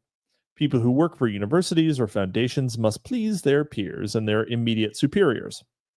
A person cannot prove his or her importance to the organization by pointing to the corporate profit and loss statement. There is no profit and loss statement in a nonprofit organization. Bullshit. That is fucking not true. What an obviously incorrect thing to say. Yeah. You think that they don't have P&Ls? Do you think that they don't have income? How else do they know how much money they have to spend? Yeah. You know, what the fuck are you talking about? Of course there are. Thus, scholars are figuratively held captive by their peers. Ideological deviation in such an environment can be fatal to a career. Okay, all the thing as far as it goes with academia is potentially one thing, but even they like will say, well, I brought in this grant and got us this prestige, and like maybe that's a little more finicky overall in terms of production, but yeah, like and there's obviously a social proof that is required in tenure track things, but come the fuck on, like in every other type of in for-profit organizations, obviously social proof also matters. And it's not like HR didn't exist in 1984, right? It got worse, but it was there 40 years ago as well. These people are usually petrified of the free market. They have spent all their lives in academic bureaucracies. The uncertainties of market competition scare them, which is why most of them work for very little money, although they don't have to work very hard either. They are psychologically tied to their jobs in a way that people in the business world are not.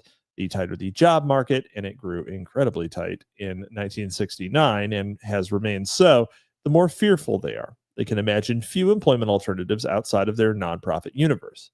Thus, a raised eyebrow from a superior, especially if an assistant professor has not received tenure, a legal guarantee of lifetime employment, can work wonders. Something else must be understood. Advancement, either upward or outward, a better place of employment, is essentially medieval. It is not what you know, but who you know, especially in your first few jobs. You need the support and recommendations of senior professors. Personal recommendations are major screening devices for hiring. This is why people try to get into prestige departments in graduate school. Better known senior professors have a wider group of contacts. Contacts are vital.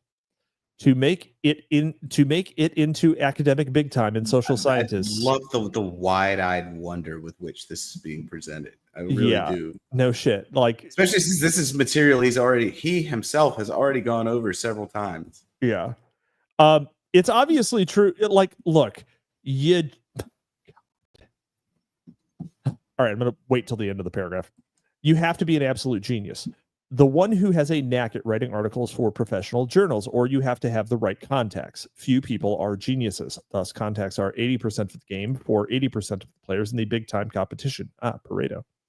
Yes, the same rule applies to the hard sciences, like chemistry and physics, although the presence of jobs in private industry, free market profit-seeking firms, reduces the level of control. Consider who hands out the big money for research projects: the federal government and private foundations. The manipulators offer young, aggressive, ambitious men the necessary contacts. Boy, I wish they offered aggressive, ambitious men the necessary contacts. That would be so much better. Yeah, he really didn't see the true believers coming, did he? Okay, yes, you should build networks. You have to build networks. All of that is very true. That is how I've never been less inspired to do it after reading I know. It's just it's like it is the only way, though. It is the only way. The ethics of Babel. There is yet another factor which seals the alliance: shared presuppositions. The manipulators, like the academics, are usually ethical relativists. They believe that there are no permanent standards of national morality. Actually, you know what's really weird? I feel like most of our opponents are not ethical relativists. Like they're actually not ethical relativists at all. They have. Yeah, I was bitching about that with Moldbug. I was bitching at Curtis Yarvin about that. Like, no, like there's a like. No. Yeah. How can you be like these moral commissars if you're an ethical relativist? Like, how could there be a moral commissariat if they're all ethical relativists? Like that's inherently that's internally inconsistent. They have a morality, and like some of it is like original sin morality for white people and men. But that's not the only thing, right? Like there's all sorts of goddamn shibboleths that are completely impossible for them to even like actually assess, right? Like they have difficulty understanding what their shibboleths are, unless they have been violated, and then they will be shrill in defense of them. Yeah. Yes, that's exactly right. They believe that there are no permanent standards of national morality. There are only interests. Interests are shifting and temporary, and who is best equipped to interpret changing conditions, identify today's true national interests, and formulate the appropriate national policies? Guess who? Check the title of Robert Osgood's Council on Foreign Relations, 30-year-old but still in print college text, which defends our CFR-controlled foreign policy. Ideals and Self-Interest in American Foreign Relations. University of Chicago Press, 1959 or 1953. I wonder if that's ever still used. I will not be reading it. You get the picture. Yeah. The book's subtitle is also interesting. The Great Transformation of the 20th Century. Indeed, it was. But don't they at least understand that nations, like individuals, are marked by certain ultimate commitments? Don't they understand that there are fundamental principles that divide men permanently? Don't they understand that the story of the Tower of Babel really tells us a fundamental truth about the limits on men's ability and willingness to join together politically? No, they don't. There is only one overarching ethical premise for them, which unifies all mankind, the brotherhood of man. This must eventually lead to a new community of man. It must lead to a new world order. Yes, everyone is an interchangeable widget. Wonderful. What Osgood wants is a new world order. Although this term was not used in academic circles back in 1953, he wants to see it established, however, in the name of what he thinks should be, but obviously isn't acceptable to good, realistic, pragmatic Americans, meaning people without fixed moral principles, flexible people, deal doers, but of a very special variety. Of deal doers who do deals with our declared mortal enemies, the Jews. The who's? I don't know. Nothing. The who's down in Whoville? The kind of people who sold repeating rifles to the Sioux Indians in 1875. When Custer got killed a year later, the salesman no doubt blamed Custer for foolhardiness. No doubt today's generals would agree. They have learned from MacArthur's experience, MacArthur mentioned, and inherently from Singlob's, that critics of the foreign policy, which is designed to assist the rifle salesman, don't survive either the Indian chiefs or their commander-in-chief. In history, that's so true, so true. Douglas MacArthur did nothing wrong. Fuck Truman forever. In history and political science departments around the country. Coming from you. That's interesting. You didn't see that coming from me? Yeah, I didn't have fuck Harry Truman on my Capitalisimo bingo card for tonight. Why is that? I don't know, I just didn't. I mean, I do kind of like Harry like the dismissing not letting MacArthur be Caesar is Truman's greatest sin. But I do like Truman for being a Mason. So yeah. So, I probably would have I probably would have been okay with him in person, but you know, old Douglas MacArthur was a better man. So, in history and political science departments around this country, this commitment to pragmatic flexibility has also long been recognized as the highest moral ideal for nations. How could you not expect me to stand Douglas MacArthur when my profile photo is Douglas MacArthur? It's always been Douglas MacArthur. It's just various versions of Douglas MacArthur. Well, Like, I mean, you have just, like you have all things going these the other. MacArthurs. You have things going out the other way too. They negate one another. Okay, fair enough. Fair enough. It's difficult for me to. So you're saying you just didn't expect me to come down on that particular. It's not even so much that you were in favor of Doug MacArthur. That you were like, fuck Harry Truman. I figured you'd be like there were great people on both sides this time. Well, I mean, the thing is that Douglas MacArthur being dismissed basically broke him. It's true. And I mean, he was pretty cracked in the first place. The dude was crazy.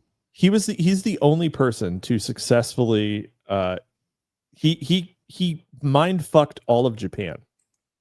He's crazy though. Yeah, he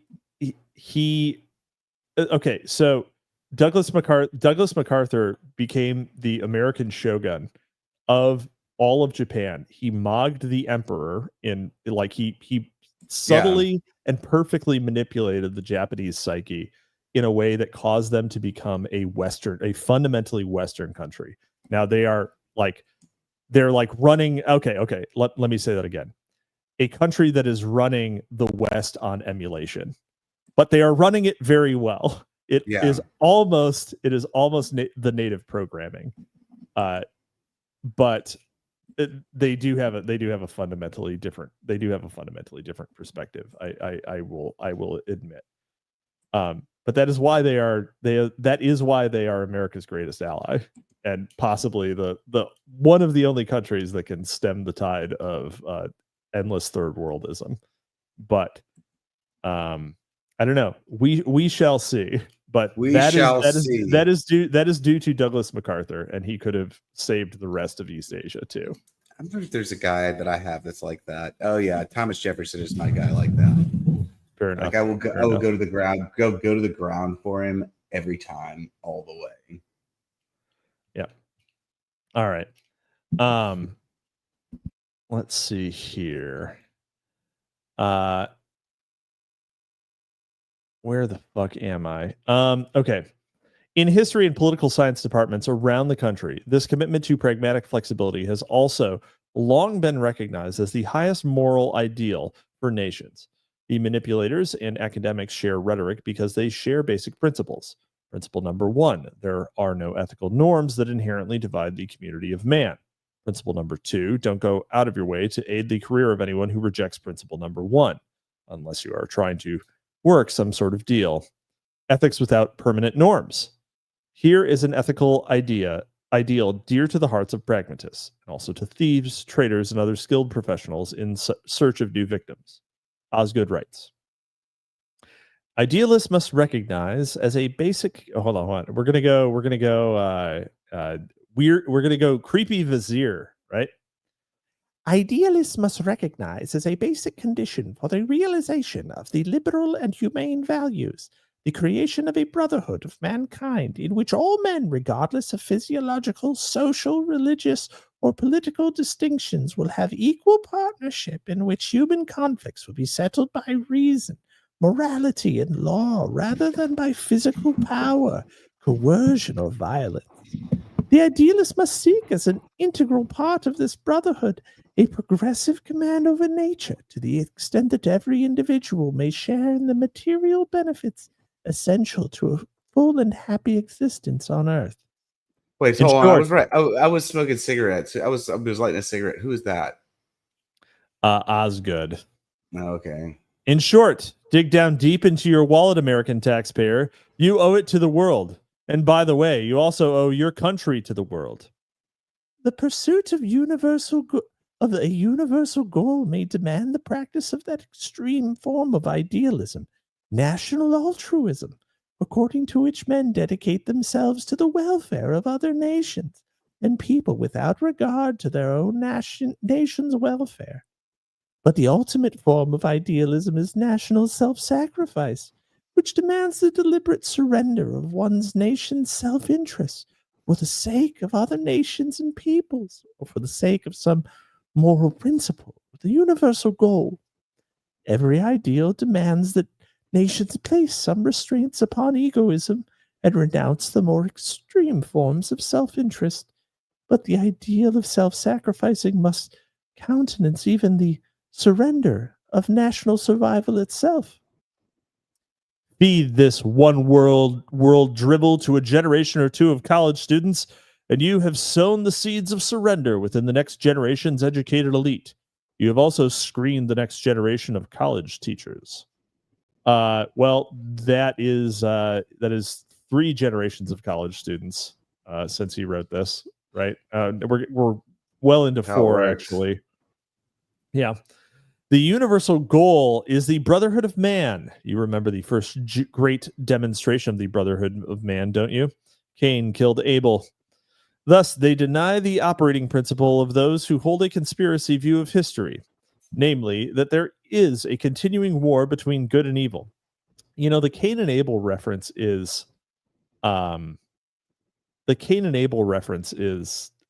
nonsense there, isn't it? It's just nonsense. It's hard for me to tell, really. Okay. It's literally, you remember the first great demonstration of the brotherhood of man. Cain killed Abel. Literal fratricide. Okay. I'm trying to think if that's dishonest though, or if he really believes it. It's just fucking. It's just like he pulled out a biblical reference to be snide, but it's actually just nonsense. Yeah, because it ignores the fundamental difference between actually being a brother and being an abstract brother. Right? Yes. You don't owe the same like duty. You don't have the same duties to actual brothers or even people you personally know as you do to the entire world, right? Ordo Amoris. Right. Yeah, that's the Ordo Amoris. Yeah. I have lots of thoughts about this that I'm just like thinking about whether or not I should share, but I'm not the kind of person. I'm not the kind of person that needs to be sharing my thoughts on that. So I'm just Sex Freakman, very ableist of him. Oh my God. Yeah. Anyway.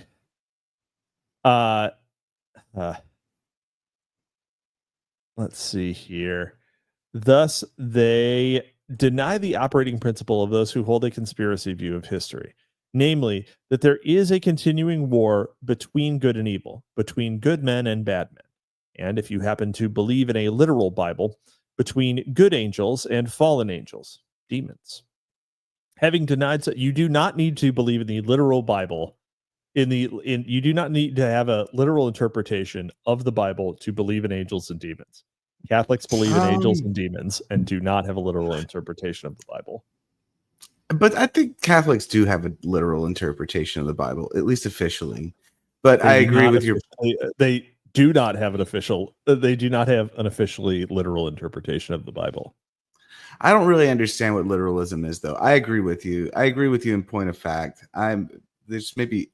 I don't know that the problem with liberalism is that it's also sorry, did I say literalism? The problem with literalism is that it's also presentism, because it is without an understanding of. I guess I am more postmodern than I like to believe I am. We are fucking all postmodernists. You cannot the problem is that the knowledge for you exists. Right. Yeah. The reason why Grugs are right sometimes is because Grugs are not postmodernists. They're the only ones who have escaped it because they can't update their software. That sounds right. Yeah.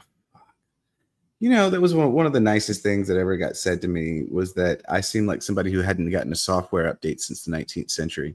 I think she meant it as an insult, but I took it as a compliment at the time. If someone means that as an insult, it is an admission of an immense moral failing on their own part.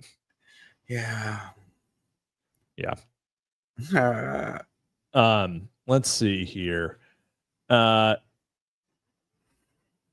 see. Having denied such a worldview, true scholars can then all agree the conspiracy view of history is infantile.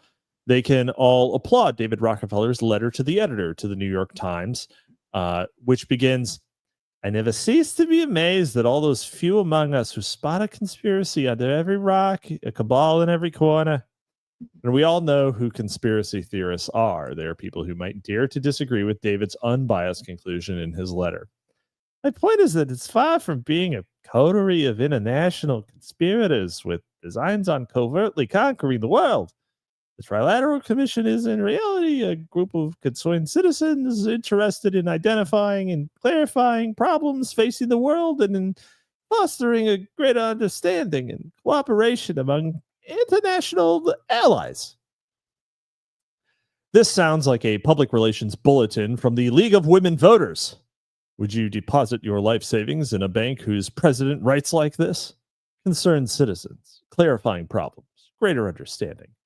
You could almost hear the committee that must have edited this letter getting the giggles. You can almost see them nudging each other in the ribs and guffawing.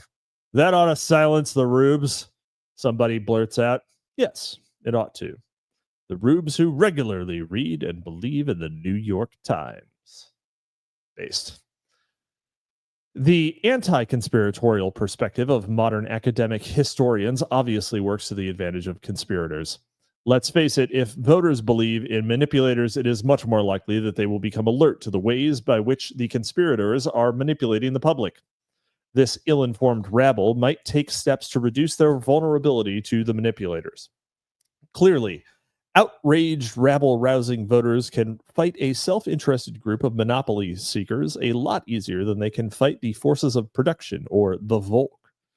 Have you ever heard that the forces of production have been convicted for having attempted to bribe a U.S. senator?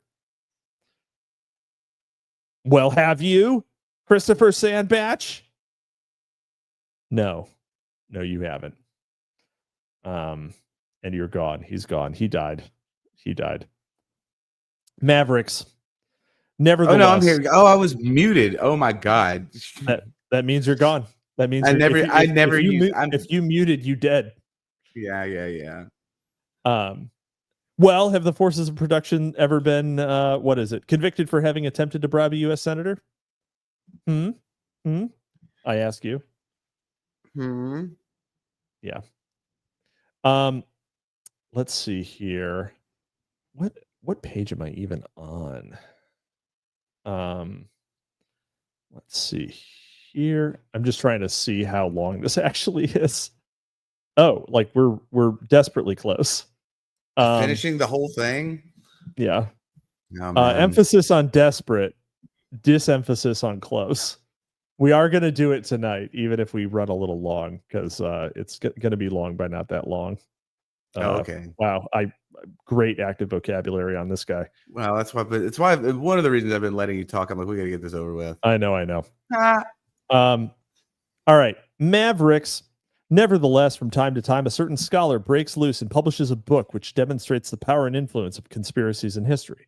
Such a book is Professor Carroll Quigley's monumental and virtually unfootnoted Tragedy and Hope. The authors of None Dare Call a Conspiracy relied heavily on it. Oddly, Macmillan decided not to reprint it, just about the time that None Dare and Cleon Skousen's The Naked Capitalist made it popular in certain conservative circles. But this is normal. Book publishers often suppress fat, expensive books that cost a fortune to typeset, just as they start to become bestsellers. As mid-1950s TV comic George Goebel used to say, sure they do. Quigley's earlier manuscript, The Anglo-American Establishment, was not published until 1981. Tragedy and Hope is available in a pirate edition, since Macmillan killed it in the late 1960s. The Anglo-American Establishment was, at last report, out of print. Quigley, who died in 1977, was a professor of history at Georgetown University's prestigious School of Foreign Service, and was rightly regarded, especially by Quigley, as the most brilliant faculty member in the department. But he noted, Quigley did not publish any of his findings about the conspiracy until very late in his career, and only because members had turned files over to him, he later claimed. In fact, he published only one minor, obscure, and totally harmless book prior to Tragedy and Hope. It alone of his books is still legally in print. That is so not true. Well, I don't know. I guess Tragedy and Hope was out of print for a while, but what was the book? What, I think the it was first book? Yeah, I think it's his one on secret weapons, maybe. Sick. Weapon systems or something like that. It was whatever got him the job. You know, as an aside, I've dated 2 women who were graduates of the SFS at Georgetown. Both very spooky. Both very spooky. I mean, of course. Which one was your handler? Both. I think maybe they both were. Both handlers. What names have you given them, Sandbatch? You are sheltering e-girls in your basement, are you not? Yeah. Totally, yeah. Yes. I'll have all of the e-girls in the basement. You catch them at once. Beneath the floorboards. You are sheltering e-girls. Let's see. My atrocious taste in women. I have the best taste in women. What the hell? Was he brilliant? Unquestionably. Judicious? Unquestionably. He built his career in terms of the first principle announced in Proverbs 12:23. A prudent man concealeth knowledge. The book is not all juicy conspiratorial material. Most of it is straight diplomatic, political, and economic history. All of it is brilliant. His insights on such otherwise ignored and crucially important. He's really gassing this guy up so that he is interpreted as an excellent source, right? Like it's just absolutely glazing him. His insights on such otherwise ignored and crucially important topics as Japanese military history and its relation to family dynasties is fascinating, but it did not gain its notoriety or its sales because of these non-conspiratorial insights. Why did Macmillan publish it in the first place? If they were unwilling to reprint the book after it was published, why publish it in the first place? It is quite possible that it got by a team of editors by mistake. After all, what? How is that possible? After all, probably 90% of the book looks conventional. It has no footnotes, so it looks like a textbook, and very few textbooks ever reveal anything unconventional. Furthermore, the preface looks positively naive. He predicted the dwindling of the Cold War after 1964 and announced the growing parallelism of the Soviet Union and United States and the growing emphasis in all parts of the world on problems of living standards, of social maladjustments, and of mental health, replacing the previous emphasis on armaments, nuclear tensions, and heavy industrialization. This was standard liberal pablum in 1965. In fact, it was standard pablum in 1965, it was substandard pablum. There we go. In 1965, the Vietnam War was escalating. The head of Macmillan could not read every book manuscript in advance, especially one so huge that it becomes a 1,300-page book. This one probably slipped through the cracks. This was my conclusion before I spoke with Gary Allen and Cleon Skousen, who concluded the same thing. That is implausible. How the fuck does a 1,300-page book get published without anyone looking through it? I mean, people had to physically typeset things back then. It's not possible. That's retarded. That's such a stupid. That's like, okay, whatever. These guys. There's a whole section in here. There's a whole section in this book about accidentalism. What the fuck? Like, they just sat down and write it in one go. Yeah. These mistakes do happen. For example, Otto Scott, a brilliant but unfortunately little-known conservative journalist author, the man who first coined the phrase the silent majority. Oh, God. Had his sensational book on John Brown. Oh, God. Published by Times Books, a subsidiary of the New York Times. The Secret Six reveals the details of the conspiracy of Unitarian ministers behind the murderous John Brown in the 1850s. R.J. Rushdoony, who is a close friend of Scott's, had written about this conspiracy in 1965, but few people ever read his chapter on the religion of humanity in the low-selling little classic, The Nature of the American System, which had been published by a small religious publishing firm. The Secret Six hit the book stores in 1980. Then, according to Scott, the parent company lost interest in promoting it. This is putting it more diplomatically than Scott relates it, but I don't want a lawsuit. Scott bought back the publishing rights and the remaining copies later that year. It is now out of print. A similar case, according to legal scholar Henry Mann, happened to him when a pro-free market book of his got into print and outraged a senior official in the publishing company who told Mann face-to-face that he intended to kill it. That book, too, became a minor sensation, but the economics profession and scholarly legal circles. This was not the intention of the publisher, although it had been Mann's intention. Tragedy and Hope was published 4 years before the conservatives began getting excited about it. It set no sales records. Don Bell of Don Bell Reports stumbled upon that single copy in 1966 and featured it in one of his newsletters, but not many people paid any attention. It began to be quoted by Gary Allen in American Opinion, the John Birch Society magazine, beginning in early 1969. Then Cleon Skousen published The Naked Capitalist in 1971. It was basically a compilation of excerpts of Quigley's book. In 1985, it had sold over 1 million copies. The first 500,000 came by 1973. So he just said that his buddy Cleon's book was just was like a YouTube video essay script of Tragedy and Hope. Great. Yeah. I wonder what. No, I have speculation, but what? Whatever. Go for it. Like, why is this dragging? Why is this? I'm not really sure what he's adding to the argument here. He's adding, I don't know, context. Yeah, He's like, I guess. Even Wendy didn't do this very. The publishers. He's saying the publishers are libtards, buddy. Did you know the publishing houses are run by libtards? Yeah, of course we did. I guess we needed another repetition. Yeah. Did you know that the publishers are controlled by the insiders? The insiders. Yeah. Let's see. None Dare came out in 1972. Sales of Tragedy and Hope took off, but supplies ran out, and Macmillan declined to reprint it. They also destroyed the plates. I know one man who paid $150 for a used copy, so tight was the supply before the pirate edition appeared around 1975. Larry Abraham and Gary Allen once appeared on a radio talk show where the interviewer had scheduled Quigley to debate with them over the phone.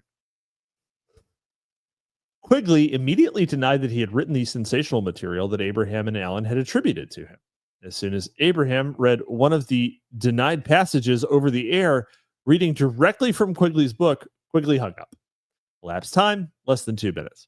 So much for extended scholarly debate. It seems clear in retrospect that Quigley never expected the book to become the source of ammunition for the conservatives, nor did Macmillan. I doubt Quigley knew what he was getting into when he began the project in the mid-1940s, when he started doing the research. That Macmillan refused to reprint it indicates outside pressure. The book was a mistake from the perspective of those exposed. Whatever their motives for allowing him access to documentary material, which he claimed that they had, they later changed their minds about the wisdom of this. Or perhaps they never expected him to write a book using their materials. After all, he had never published anything controversial before, and it was late in his academic career. He explains this in the book. Yeah. He explained it a couple pages ago. In the late 1970s, Gary Allen received an unsigned letter. The envelope was postmarked Washington, D.C. I have seen it and the envelope. The sender said that he had been a friend of Quigley's and that at the end of his life, Quigley had concluded that the people he had dealt with in the book were not really public benefactors as he had believed when he wrote it. According to the anonymous writer, Quigley had come to think of them the same way that Allen did, and that Quigley had been very fearful of reprisals towards the end of his life. I believe the letter writer. What? Well, I always, believe I this. always I've like hate this. some I real always windy hate the painting fucking, going like, on. I always say, "Oh, that's a discredit to, like, how dare you? No, How this is dare the you, kind of sir?" thing. This is the kind of thing she writes about. What? Like, That you I could see this story. Like Gary Allen spent the rest of his life living in fear of reprisal. Like what? Yeah, Oh I well. mean, no, not Gary Allen. Carol Quigley. Yeah, Carol Quigley. I don't think that's true Who either. the fuck is And Gary Allen? Yeah, no, I who the mean, fuck is Gary Allen? yeah, no, I mean, but the thing is that it's always like, oh, there was this like deathbed conversion. Like, Yeah, why did people do this? This is a stupid story. Like, this is Sam Francis tried to do this. I mean, what's his face did not. Who was the E. Michael Jones tried to do this to Sam. Harris Yes, no, not Sam Harris. Hitchens. The paleo conservative. Yeah, I just said his name a second ago. I don't know. Sam Francis. Sam Francis, yes. Okay, yeah. So like E. Michael Jones did this to Sam Francis at his like memorial service, which was on C-SPAN of all places. Like E. Michael Jones tried to convince everybody that Sam Francis had committed to Catholicism on his deathbed, and it just didn't happen. Yeah, I mean, also you can't convert to Catholicism like that. You have to go through the rite of Catholic initiation for adults. Oh no, they've got special unction and all kinds of shit. There's ways to do it. Extreme unction, yeah. Yeah. Okay. In any case, I don't think that Quigley got based on his deathbed. So I'm just gonna put that one out there. So Quigley's scholarship was matched by James Billington's account of revolutionary movements in the period of 1789 through 1917, long period.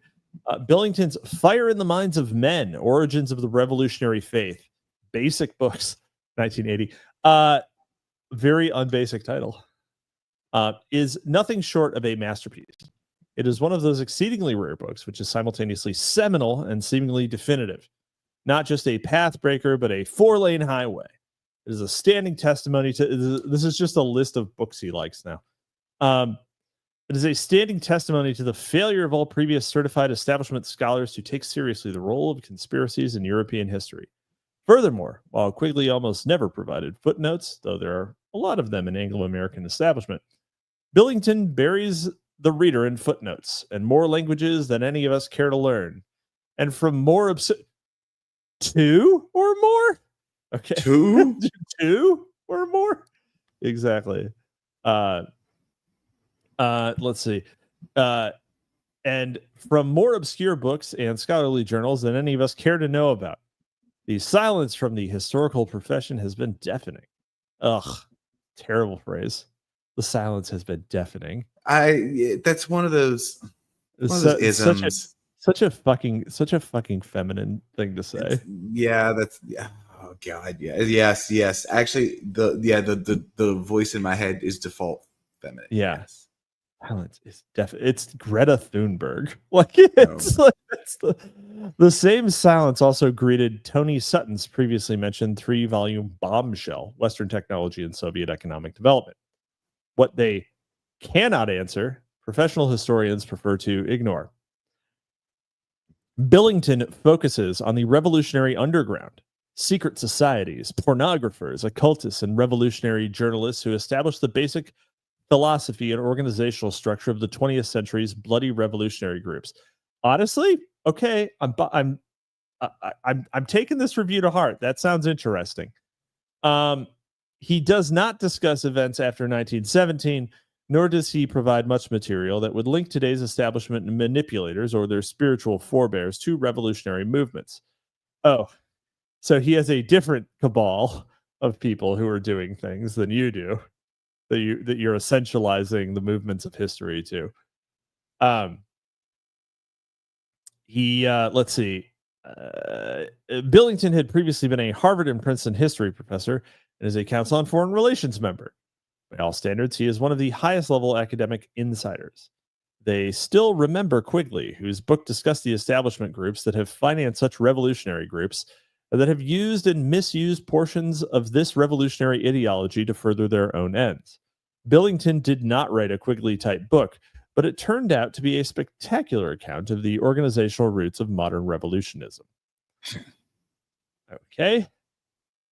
What is still needed is a comprehensively researched fusion of these two approaches, which demonstrates the existence of a continuing alliance of the revolutionary underground and the establishment, with footnotes. Or, as Allen and Abraham wrote, pressure from below combined with pressure from above, a dictatorship of the elite disguised as a dictatorship of the proletariat. This is not to say that Billington was unaware of this alliance. He does not pursue the topic, but his book begins with the most important of all of these alliances historically, the alliance between alienated segments of the French nobility, especially the king's cousin, Philippe of Orléans, and the perverts of the Parisian underground. Philip gave them legal and geographical sanctuary and a forum for their ideals in the gigantic garden spot in central Paris, which he controlled in the Palais Royal. As Billington remarks, nowhere the literal meaning of utopia. The first became someplace in the Palais Royal. Palais, you have to drop into the accent every time you say it. It's Palais Royal. I'll do the slightly Creole pronunciation. The Palais Royal. That's exactly what Palais that is. Royal. Yeah. Billington prudently did not pursue this theme beyond 1789. By the way, the Cajun accent is the Cajun accent to slip I into can't get it. it right. You have it's basically you move your tongue like you're performing cunnilingus. It just never stops moving. Yeah, that's kind of right. They're kind of a slack jawed. Yeah, it's but it's the opposite of like a lazy French accent. Like the outrageous French accent, you don't move your tongue at all. So I don't know. Anyway, Billington prudently did not pursue this theme beyond 1789. Nevertheless, he makes it clear that the Parisian mob was the tool of this alliance, not an independent force in the coming of the French Revolution. The perverts were not an independent force in the coming. Womp womp. Womp womp. Convergence justifying surrender. Sensible Americans and sensible Soviet leaders both know that the United States Constitution cannot presently be reconciled with the Gulag Archipelago. Nice. Slave labor camps were not part of the Founding Fathers' original program. But slave labor camps were not part of the Founding Fathers' original program. I'm pretty sure they were. I'm just gonna I don't mean to be libtarded about it, but literally were. Sorry, bud. But if men are really unified ethically, as the manipulators believe, then the two social orders involved, the USA and the USSR, cannot in principle be divided. It is only surface differences, meaning historical differences, that at present divide the two social orders. These differences will fade away someday if we can just remain patient. Meanwhile, let's make a deal. If necessary, a secret deal. I did not expect him to go all the way this way. Yeah. He's in perestroika deception country now. He is. A problem exists. The Soviet Union cannot presently survive apart from the Gulag Archipelago. Russia can survive, but not the Soviet Union. Slave labor is basic to the Soviet economy, and terror is basic to the Soviet political system. Furthermore, the Soviet leaders are still defenders of unification by execution. Thus, they are not about to change their opinion for the sake of some overall unity with the capitalist West. They are unsophisticated fellows. They believe in winner take all. What can good conspirators by manipulation do to alleviate the situation? How can they achieve a convergence of the two societies? How can they build a new world order? If they can't change the Gulag, and surely they cannot, and have never even bothered to try a condition of one of their endless trade deals, then maybe they can change the interpretation of the U.S. Constitution, the Supreme Court. Or if this proves impossible, maybe they can legally change the U.S. Constitution, a constitutional amendment, or even a constitutional convention. Or if this also proves impossible, maybe they can replace the U.S. Constitution by international agreement. The United Nations? A genocide convention? Please let me attend the genocide convention. All three approaches have been used by conspirators of manipulation for at least a century. They have met with varying success. We skipped the perestroika deception, by the way. Yeah. And of course, he didn't know what perestroika was. So there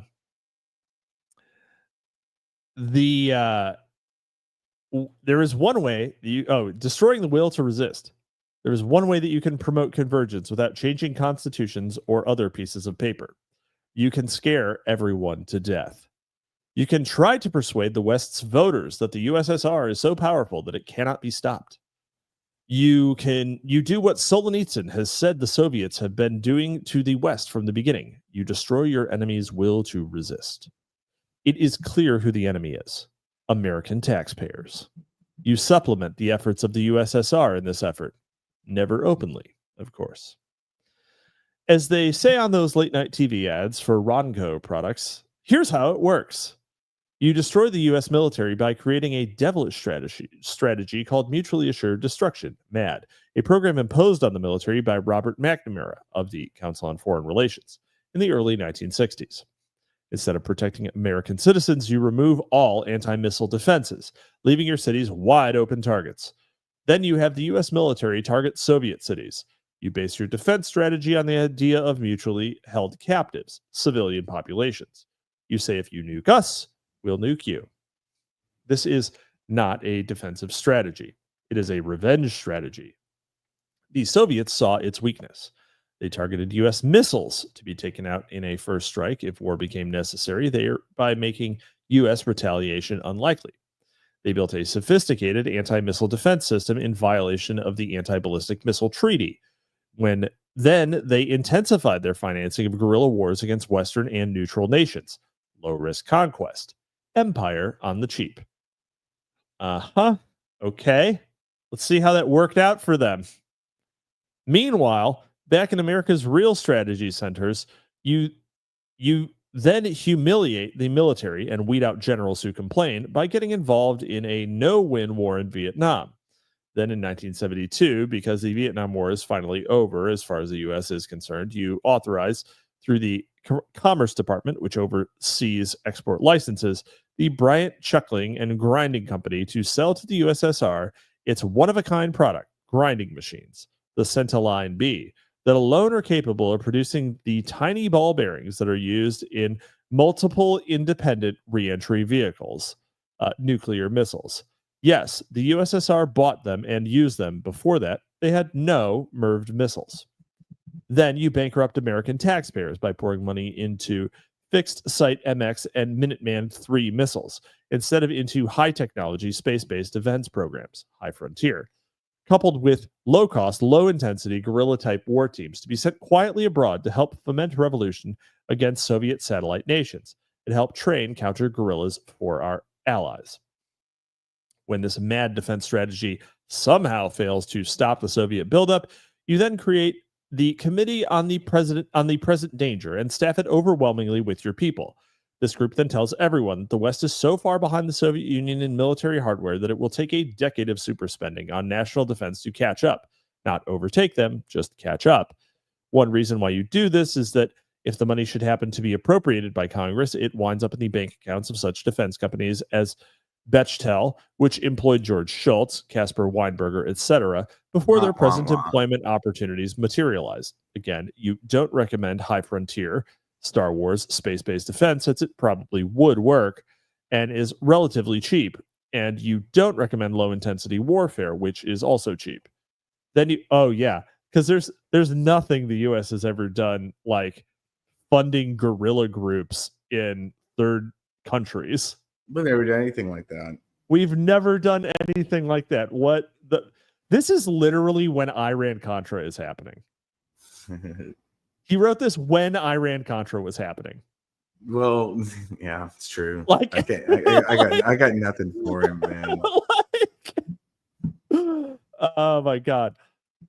Then you wait for Congress to refuse to spend the trillions needed to catch up with the Soviets. About a decade later, the mid-1990s, you can then come to the voters and say, see, it's your fault. You wouldn't spend the money. Now we're too far behind to win. We warned you. We were patriotic, but now it's too late.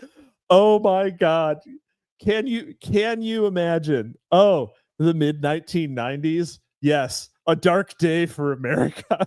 The worst. I mean, I've pointed this out. It kind of was from certain perspectives when we were doing. I mean, I don't have like a lot of like again. I don't have any. I'm not a nostalgia person, but I don't really have much in the way of nostalgia for the. I remember the '90s being kind of a dark decade. Okay. But I think like they were, especially if you're like this is like the age of like, you know. Like I mean, it's like all of this stuff. These people I thought that you just loved Southern Democrats. Well, I mean, I do. Okay. Yeah, but yeah. I mean, I like Clinton fine, but it's like there is like this sort of underside though, where like this like millennial like and millenarian like sort of feverish, very similar to the Tea Party, but with less irony. You know. Mm-hmm. It's hard to explain. Are you saying that you would not go to the 1997 Amish community with America Online and no, not at all. Yeah, fair enough. Yes, well, except the mid 90s were significantly less bad than Mr. Gary North is predicting here. So he's quite off base. So let's see. Their probable solution, what else? We need to make a deal. Only by then it will be a very big and very expensive deal. It might cost us some national sovereignty. But you know all about national sovereignty. Remember Osgood's call to ethics back in 1953? But the ultimate form of idealism is national self-sacrifice, which demands the deliberate surrender of one's own nation's self-interest for the sake of other nations and the peoples, or for the sake of some moral principle or universal goal. Every ideal demands that nations place some restraints upon egoism and renounce the more extreme forms of self-interest. But the ideal of self-sacrifice must countenance even the surrender of national survival itself. Am I exaggerating? At first, the most prominent what? And I was maybe a little bit on the voice. I was trying to slide it in. A little bit what? A little bit on the voice. I was trying to slide a comment in. What was the comment? Say it. No. Like it's like, am I exaggerating? I'm like a little bit on the voice. Got it. Bugs Bunny moment. Got it. A little bit on the voice. Look, it's just Grima. It's like Grima Wormtongue. It's like creepy vizier telling you to kill yourself. Like that's the voice. Am I exaggerating? At first, the most prominent spokesman for the Committee on the Present Danger was longtime Rockefeller Foundation associate Paul Nitz. He ceased to be their major spokesperson when President Reagan appointed him to his special representative for arms control and disarmament negotiations at Geneva in 1984. Let me get this straight. We're too far behind and we need to catch up. So let's go to Geneva to freeze armaments on both sides when the Soviets are already way ahead. Professor Hagel would be proud of how well his student, Mr. Nitz, has mastered thesis, antithesis, synthesis. But I'm a little nervous about the nature of the synthesis. Okay, so I mean, I don't really know if we Sex Freakman, that's a decent Ted Cruz impression. Amazing. I'm not sure if the US was actually was the US behind the Soviet Union in missile systems at this point? Were we behind enough where it would matter? I don't know. I have no idea. I'm going to assume we could have annihilated the planet. My old professor of foreign relations, PhD from Yale, back in 1960, sang the praises of Paul Nitz, the youthful millionaire turned statesman. He also assigned lots of Council on Foreign Relations textbooks. I therefore figured out what Nitz was probably up to when I was 18. Too bad at least one conservative Washington think tank didn't. On November 15th, 1984, the Ethics and Public Policy Center of Washington, D.C. sponsored a fundraising dinner. They sent me a fancy pseudo-engraved invitation to a $150 plate dinner in honor of Mr. Nitz. After this gets into print, they may hesitate to send me another. The chairman of the sponsoring committee was C. Douglas Dillon of the Council on Foreign Relations, who served as Kennedy's Secretary of the Treasury. You will be delighted to learn that the sponsoring committee also included 68 of the biggest biggies in the establishment, beginning with David C. Atchison, the memories of that name, down to Admiral Elmo Zumwalt, also of the Council on Foreign Relations. Also listed Saul Bellow, Zbig Brzezinski, William Bundy, Jimmy Carter, Gerald Ford, John J. McCloy, Robert McNamara, Edmund Muskie, Richard Nixon, and Robert Osgood. Yes, he was still going strong. And Cyrus Vane. Edmund Muskie. What's wrong with Saul Bellow? It's just a novelist, right? No, he was on the Nixon enemy list for some reason. Interesting. I've never read much Saul. I've never read, when I say much, I've never read any. Yeah, I had no idea there was an issue with Saul Bellow. Yeah. Interesting. He's like he was like the biggest author, and like no one reads his shit anymore. His first editions are cheap as fuck. Yeah, I just don't like. I've tried before, and there's just nothing. I think that Saul Bellow actually has something on Bloom's Western canon. Interesting. Yeah. I'm not the biggest fan of that concept either, but it's totally beside the point of the show. What? The Western canon. Oh, yeah. I mean, it's a broadly Tookie's mag interest. So let's see here. In the Tookie sphere. In the Tookie sphere. And of course, our old friend Henry the K. It's a excellent euphemism for Kissinger. There were and also, is that a dog whistle? I think so. Is Henry the K a dog whistle? I think it might be. Interesting. There were a few good souls on the list, but not many. Can you believe that a supposedly conservative outfit thought it would raise a pile of money by sending out this who's who list of anti-heroes? That's the lure, the debilitating lure of wanting to get close to the inner circle. Yeah. The Ethics and Public Policy Center is run by Dr. Ernest Lefebvre, or Lefebvre. Lefebvre. That one goes different ways depending on who it is. Yeah. Of the Council on Foreign Relations, a liberal theologian. He is always happy to accept your tax-deductible checks, however, you right-wing extremist you. He was also happy to accept a $20,000 donation in 1983 from David Rockefeller's Chase Manhattan Bank. He was the new right's choice, and initially also Reagan's choice, to head up the Human Rights Commission, a commission which should be scrapped anyway. But the Senate balked at confirming him, so he dropped out. Be thankful for small victories. Why put hypothetical conservatives in charge of really liberal government bureaucracies? Then, two, why attend a $150 A-plate dinner sponsored by John J. McCloy? I wouldn't even go if John himself were picking up my tab. But lots of conservatives went. North's law of respectable conservatism strikes again. Conservative fools and their money are soon parted when their goal is establishment-granted respectability. So fucking true. So true. Absolutely factual. Let us return to the original problem, the Soviet Union. What if the Soviets really do win the military conflict? What if they start making impossible demands? What if the bear isn't housebroken? What if they mixing metaphors there?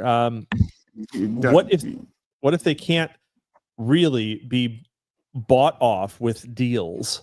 What if they are like the sorts of foreign empires that confronted Israel and Judah 2,700 years ago? Relentless, ruthless, and uncompromising. What then happens to the court prophets of our day? Will they wind up as their spiritual forefathers did in Israel and Judah? That is, in captivity or dead? The manipulate will have our own Cyrus. We'll have our own Cyrus the Great. It'll be fine. The manipulators are running out of time. The inmates are getting restless, and the inmates still have the vote. Voice, same thing. The Soviets are getting restless. Bank liquidity is getting thin. The pressure to make constitutional changes is increasing. The New World Order keeps slipping away just as it seems to be within their grasp, just as it did at the Tower of Babel. If you were a manipulating elitist, it would almost make you believe that someone even more powerful than David Rockefeller and even smarter than the combined brilliance of Henry Kissinger and Zbig Brzezinski is really in charge. But you're busy writing a conference paper suggesting the need to license and centrally plan all free world computer software over the next 15 years. So you stop thinking such thoughts. They are not pleasant thoughts. They would remind you of Psalm 2 if you had ever read Psalm 2, but you haven't, so you return to your conference paper. But if you listen carefully, you could almost hear distant laughter or quiet laughter very close. Which conspiracy is worse? Call it conspiracy, or none dare call it conspiracy. This one's significantly worse, though it had moments that were significantly better. It did. Uneven, it did. All over the place. It did. It had its high points, but boy, if only I was high for it. Let's see here. Where is this? They didn't make it much better. It has not assisted you. The medication, the drugs are not quick. Well, we're close. We're under 10 pages out. So thank your lucky stars. So which conspiracy is worse? I am tempted to compare the two kinds of conspiracies with two kinds of droppings that you might stumble into when walking through a barn. But the comparison would not convey the sinister nature of the problem. It is more like selecting between two fatal diseases. Either can kill you. Which one will get you first? But even this is too mild.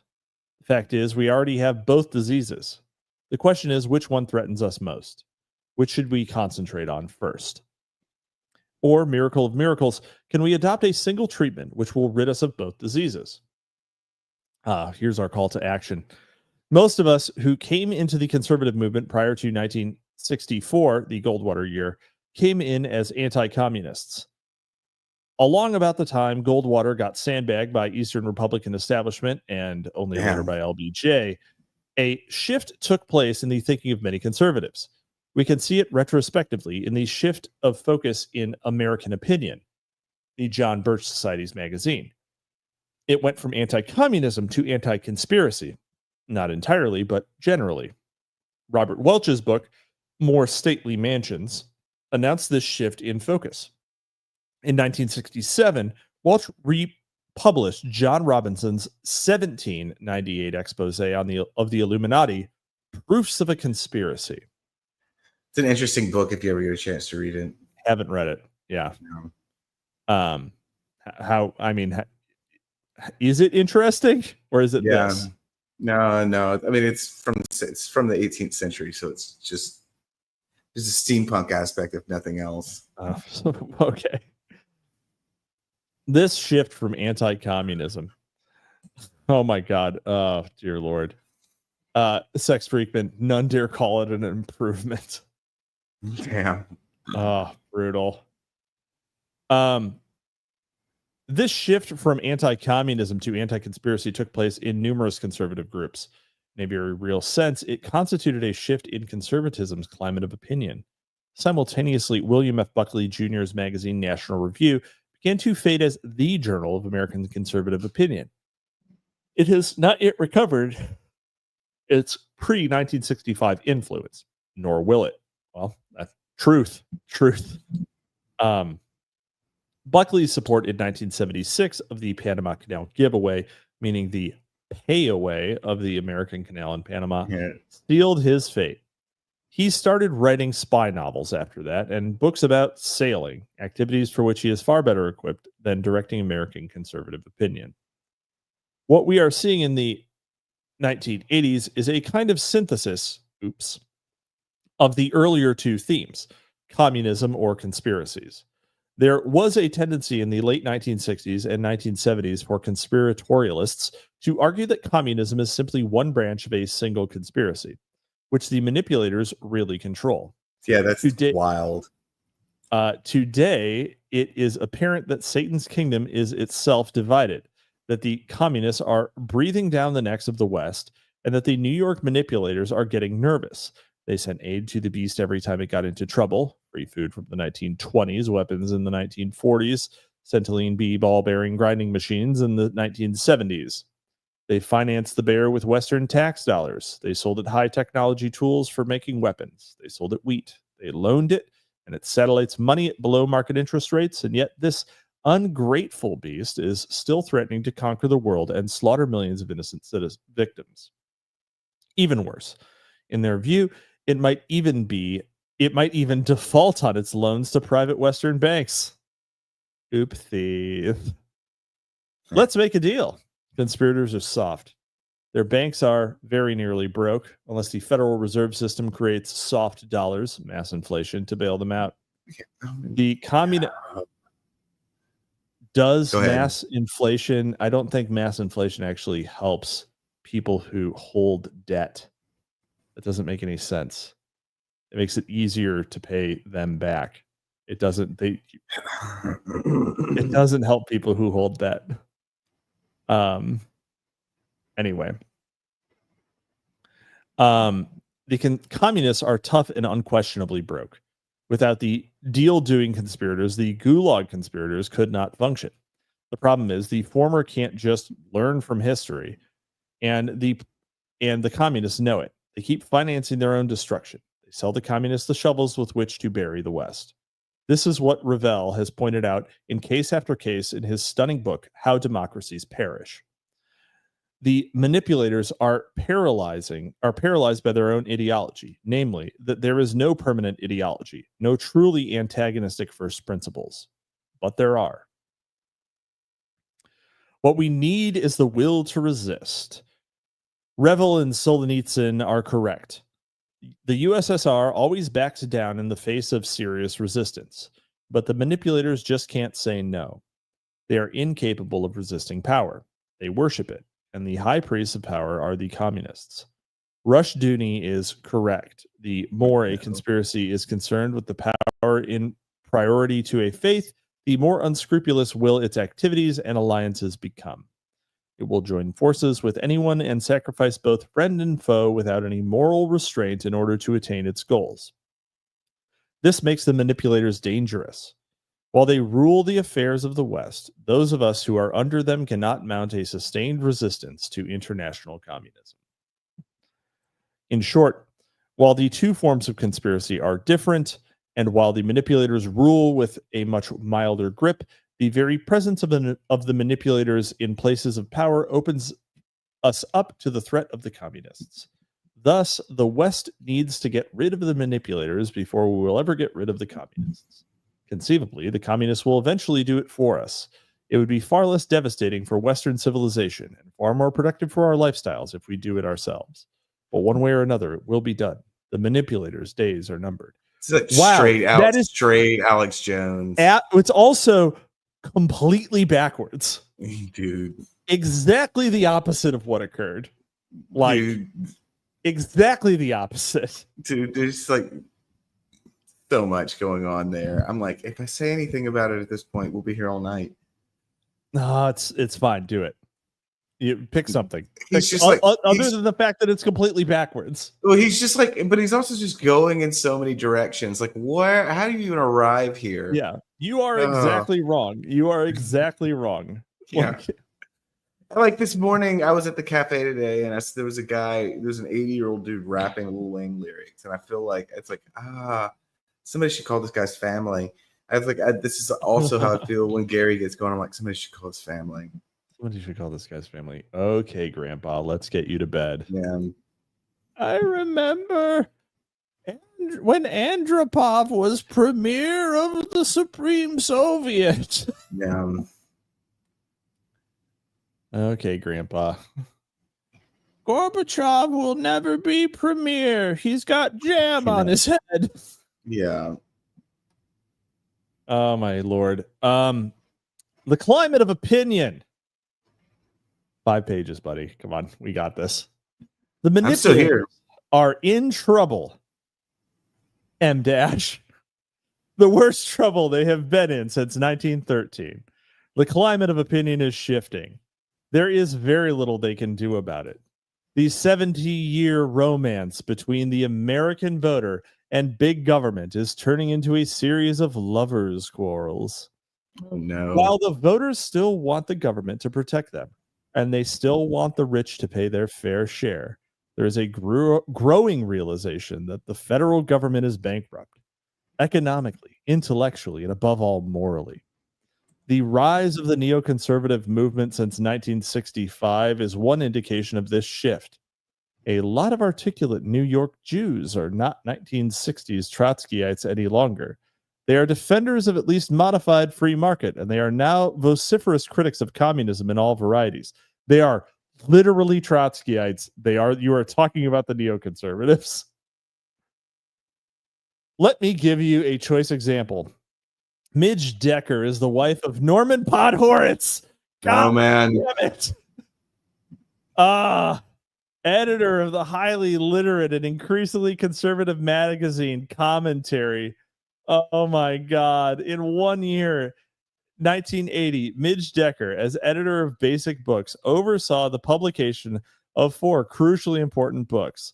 Black ex-Marxist economist Thomas Sowell's Knowledge and Decisions. Oh, man. And we arrived back where we began. Let's roll Thomas. Let's get Thomas Sowell on the gurney and roll him out to say something that's yeah. Look, a black guy said it. Which I regard as the most important economics book of my generation. James Billington's Fire in the Minds of Men, which I regard as the most important history book of the last 100 years. And conservative sociologist historian Robert Nisbet's The History of the Idea of Progress, and George Gilder's devastating criticism of the government welfare system, Wealth and Poverty. Gilder was helped as a young man by David Rockefeller, who financed Gilder's Harvard education. This investment is now paying off for conservatives, especially with Gilder's latest book, The Spirit of Enterprise, an anti-bureaucracy, pro-entrepreneurship study. I know of no other comparably stupendous year of editing in book publishing history. Wow. Yeah. I may be admitting my own unfamiliarity with the literature, but the only one of those books I'd heard about before is Thomas Sowell's. Yeah, me too. I don't think I've heard of any of those other ones. All over the landscape these days, intellectuals are singing the praises of decentralization. Boy, yeah, we sure got them. Wow. New Age mystics, former Marxists, best-selling books like Alvin Toffler's The Third Wave and John Naisbitt's Megatrends have all joined the chorus. A new day is a-coming. Wow, Reaganomics. I'm a high-rolling 80s capitalist. Here I go. Check out my suspenders and check out my dress shirt with a contrasting color on the collar. Out with central planning, in with local decision making, in with privatizing everything.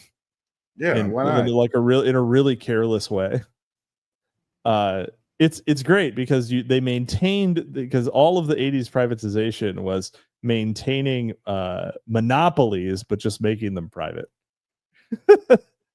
The manipulators are trying to join the song fest, but it's like dressing a Russian dancing bear in ballet shoes and calling it the Bolshoi's prima ballerina. They just can't pull it off. Decentralization is our program, and that has always been our side of the debate. I think they are faking it. They still know that they have to have centralized power to maintain their power. That's ridiculous, because like the main benefactors of privatization have been the left, because all of social services. It's just one of these things. They were just. I mean, like, yeah, I'm proud of you sticking to your guns, but you're just totally wrong. Yeah. Oh, yeah. And it also made medicine liberal. It made medicine left wing. It's crazy. Like, just be good job. Good job, everyone. Round of applause. Let's see. I think they're faking it. They still know that they have to have centralized power to maintain their power. They're not ready to decentralize anything they now control. But if they are forced to decentralize, they want to be able to say what and how far. Yeah, that's because they decentralized everything that the right controlled and left everything that was left wing centrally controlled. And then the left wing just took over all of the things that had been decentralized. Great job, everyone. Good. Let's go. Let's wrap it up. Close up the shop. On the other hand, the shift of public opinion may be so powerful that some of them are actually defecting, especially the younger scholarly types. If this continues, yeah, boy, scholars in the 1980s sure shifted right. If this continues, today's power elite is headed for the dustbin of history, to use Trotsky's phrase. They successfully used the pro-government shift in the American climate of opinion after, say, 1880 to further their statist ends. Now that the public has seen the results of this experiment in government centralization, voters are having second thoughts. The old faith in the government as planner is fading.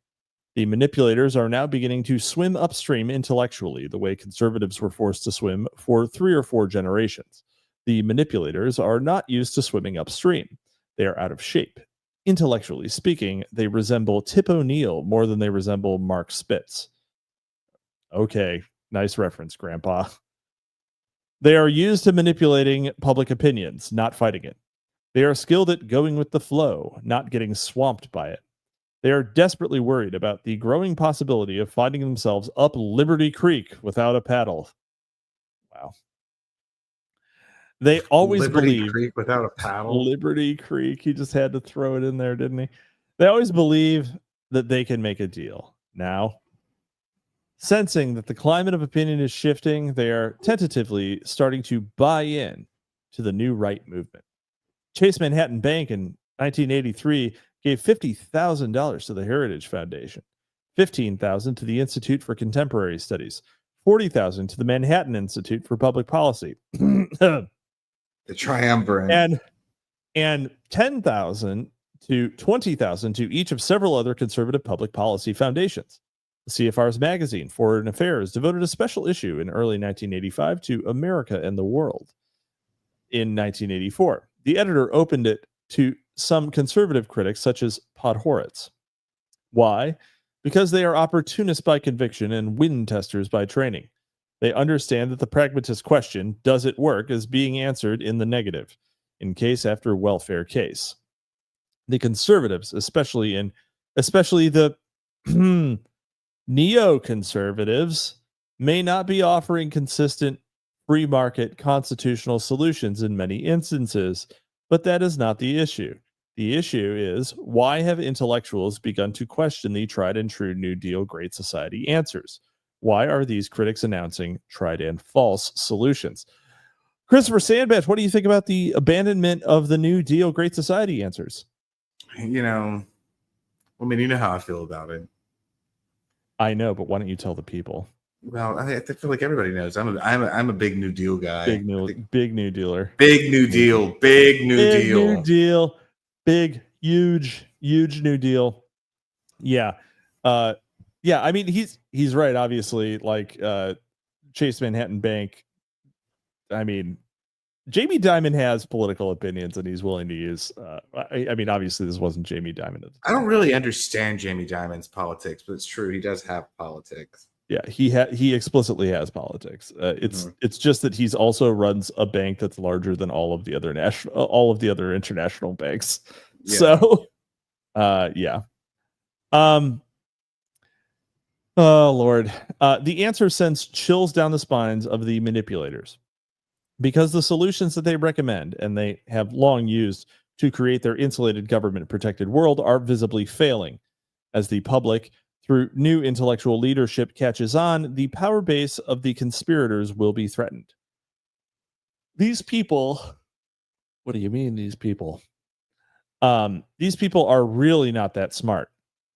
After all, these are the people who, after 70 years, finally got their very own handpicked man to be president of the United States, and it turned out to be Grinning Jimmy with his beer-loving brother, a paid Libyan agent, his evangelist sister, a pornographer's spiritual counselor, the president who produced simultaneously the worst foreign policy record in decades, including SALT II, which even the liberal Democrat-controlled Senate refused to sign, and the most inflationary U.S. economic policy in the 20th century. In short, Joe Biden. Jimmy, why not the best Carter, was visibly the least competent president in U.S. history. Man. Oh, man. Joe Biden really did save Jimmy from that one, didn't he? Yeah. It's just fucking like actually. I mean, it's like you'd say, arguably say all, except for Bill Clinton, all of them since Jimmy Carter have, well, all of them since Reagan have been worse than Jimmy Carter. Let's see. That's what I think. All of them since Reagan have been worse than Jimmy. You think that Trump too is worse?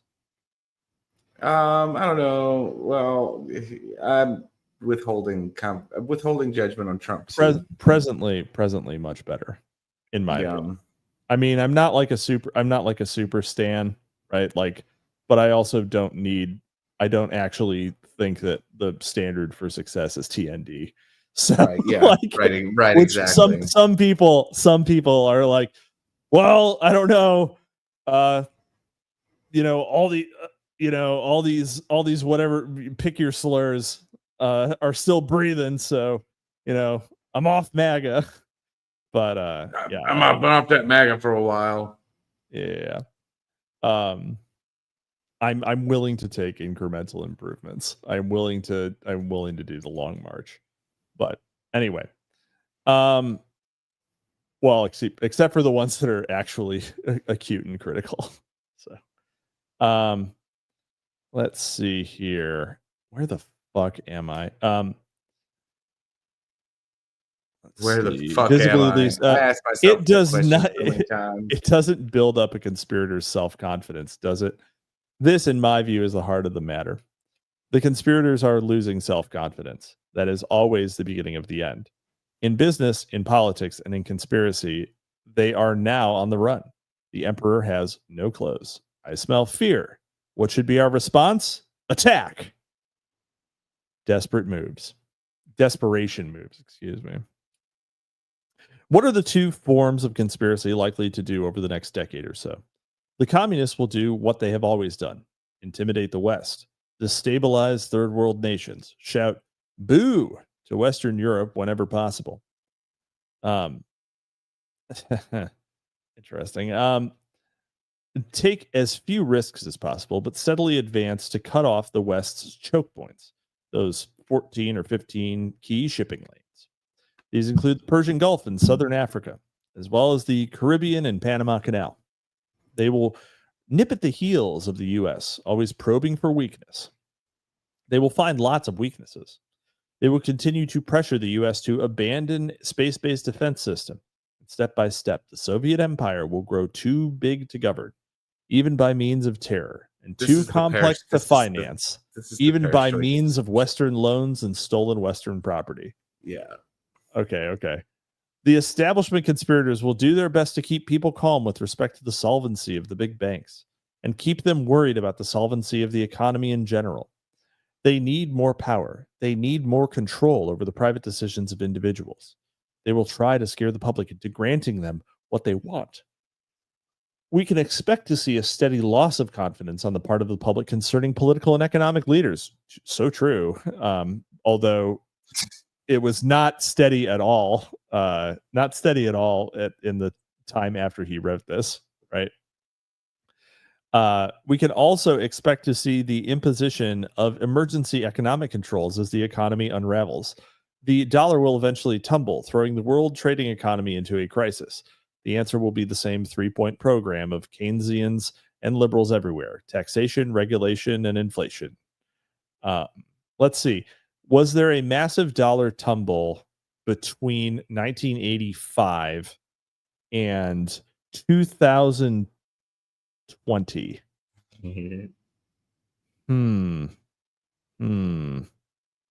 Nope. Inflation was pretty okay the whole time.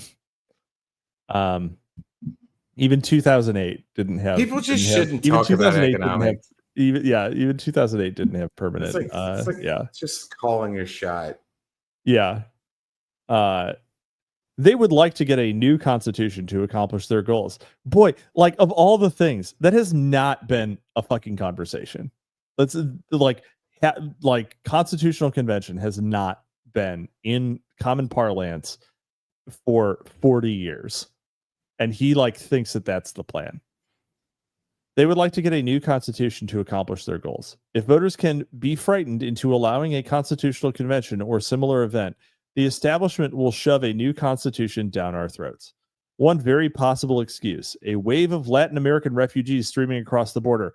Okay. And having children who automatically become U.S. citizens. Okay. All right.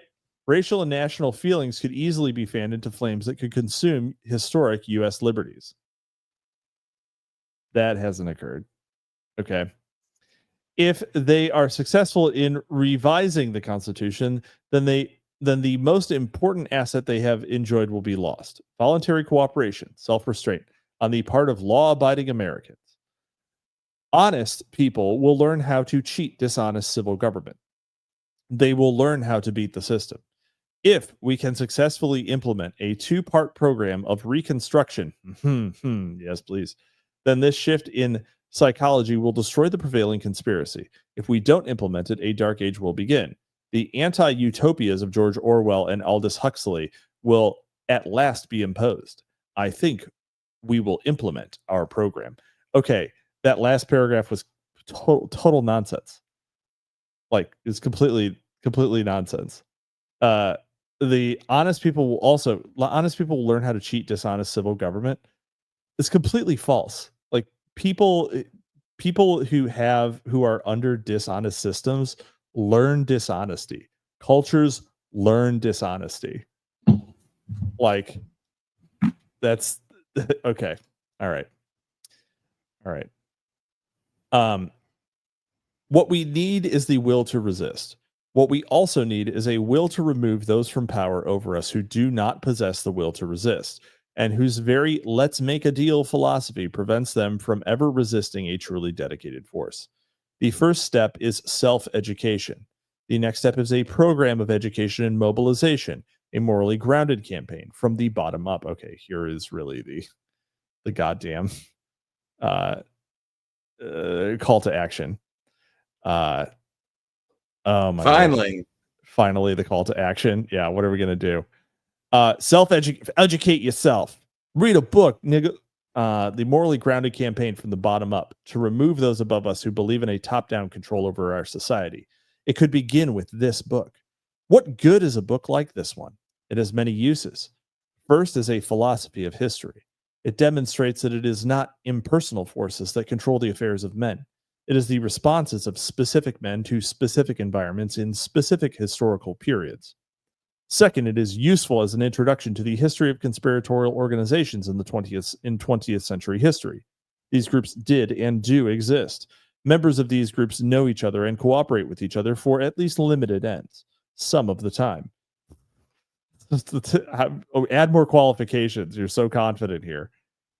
Furthermore, the victims of these cooperative efforts are not supposed to know what is happening to them or why. Third, it is useful as an antidote to those who have focused on communism as the only form of conspiracy. The book reminds us that there are two major forms of conspiracy, not just one. Fourth, the book opens up the possibility for effective counteraction. If secrecy is basic to conspiratorial actions, then exposure is one effective tactic to be used against the conspirators. Fifth, because the book constantly reveals how the conspirators in this nation have sought to overcome the free market with special interest legislation, i.e., government-created monopolies, it thereby reveals the most important institutional tactic that can overcome all conspiracies, the limitation of civil government to its constitutional role as a defender of the peace. The civil government is not to save mankind. It is to protect residents from fraud and violence, domestic and international. Nothing more, nothing less. But the state, in attempting to do more than this, has done less. We are no longer safe on the streets, precisely because the resources of the state have been misdirected into salvationary projects. Lyndon Johnson's use of Graham Wallace's ghastly phrase, the Great Society, illustrates the lure of political messianism. From Teddy Roosevelt's Square Deal to Woodrow Wilson's New Freedom to Franklin Roosevelt's New Deal to Harry Truman's Fair Deal, it has all been one basic movement, the Raw Deal. Raw for taxpayers, entrepreneurs, and freedom lovers. There's a little bit of Donald Trump in that one. The Raw Deal. Nah, he doesn't have the sauce. That's true. They say New Deal, I say Raw Deal. He wouldn't. Yeah. Also, like, I don't think that Trump would. I don't think he would actually like badmouth FDR. Yeah. I don't think he would. That's third rail. Yeah, exactly. He'd be like, FDR, very great man, couldn't walk so great. Like, yeah, not much of a dancer. Anyway, there is only one way to deal with all forms of conspiracy by manipulation. Cut off their heads, funds, cut off their funds, cut off their grants of state privilege. Exposure is not enough. They can live with exposure, though not so easily as without it. But they cannot live without the grants of state power that secure them from the competitive market economy, from the nipping at their heels by brighter, more innovative, and leaner competitors. Yes, cut off their funds. Stop giving money to the enemy. That is very true. That is true. It is a wasted effort if we cut off the heads of any conspiracy, but leave available to their replacements the raw power of the state, especially the centralized state. Now he's going to do the retarded thing. Like the hydra-headed monster of Greek mythology, for every head cut off, two more will spring up from the stump. The searing sword of economic liberty must be used to cauterize the monster's open wounds and seal it.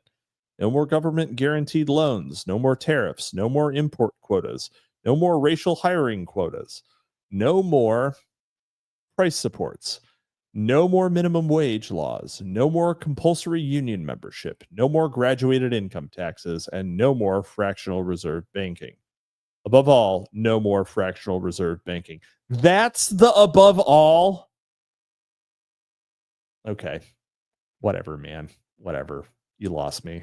You lost me, Gary. You were going. Well, you were doing so you lost well. me a while ago. You lost me a while ago. I know. But like, yeah, no. Use the power. The actual thing is that if you get power, you should use the power.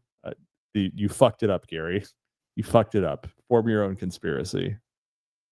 In short, the primary public institutional counteroffensive to all conspiracies is a civil government which is governed by this fundamental truth: there is no such thing as a free lunch.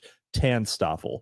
So we're just gonna quote Heinlein as the like guiding light for government. Or to put it bluntly, you get your hand out of my wallet and I'll get my hand out of yours. Until the vast majority of get your hand out of my prison wallet.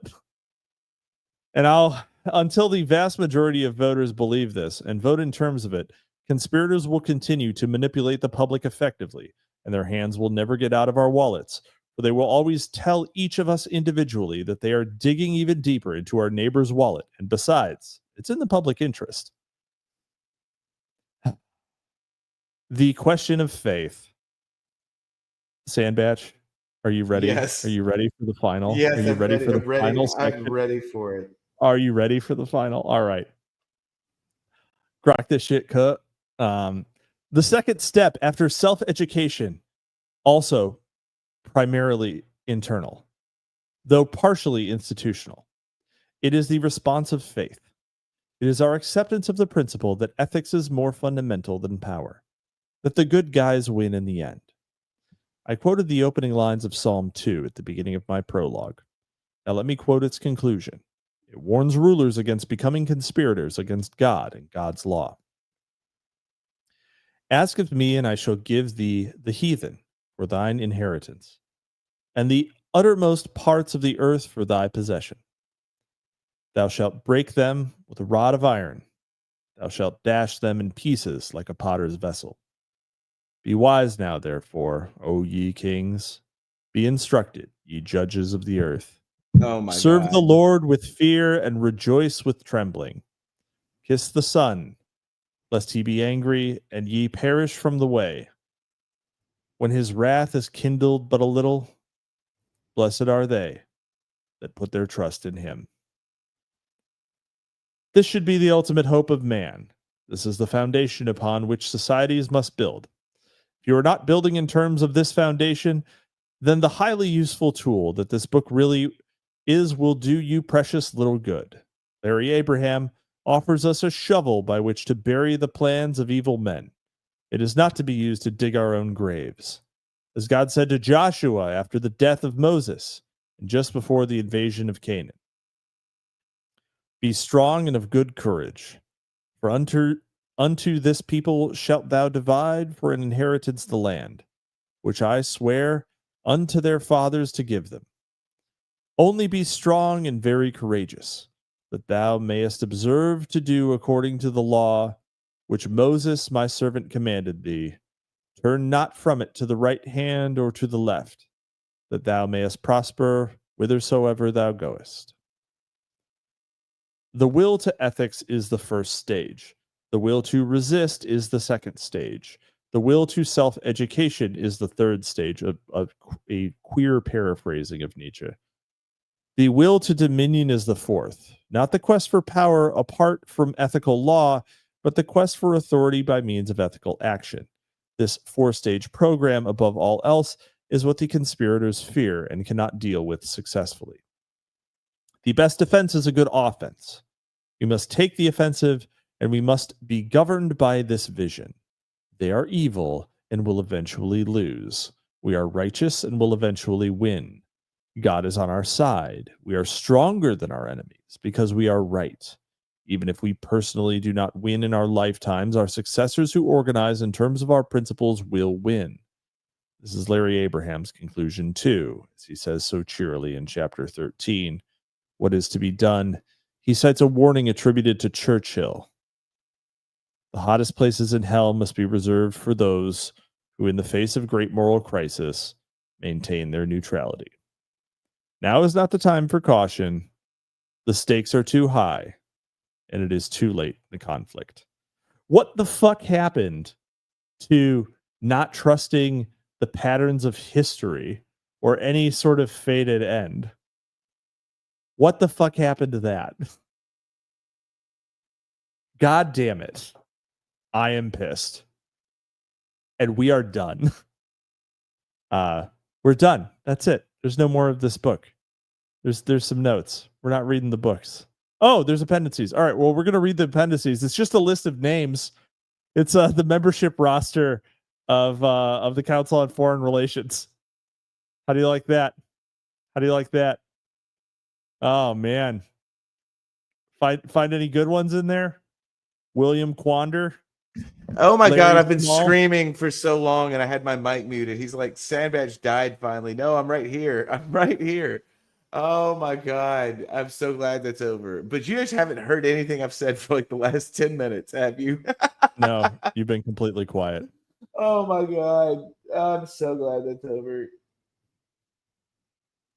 I was interrupting the Bible reading though, so maybe it's best nobody heard me. Yeah. Why were you interrupting the Bible? He was just laying it on a little too thick. He was Laying it obviously on. he was laying it on thick. He had a one-line Bible quote earlier in this, and there was no Bible elsewhere in this book. So you just end it. You ended on 2 lengthy quotations from the Bible. Right. It's like he's just block quoting at the end. Yeah.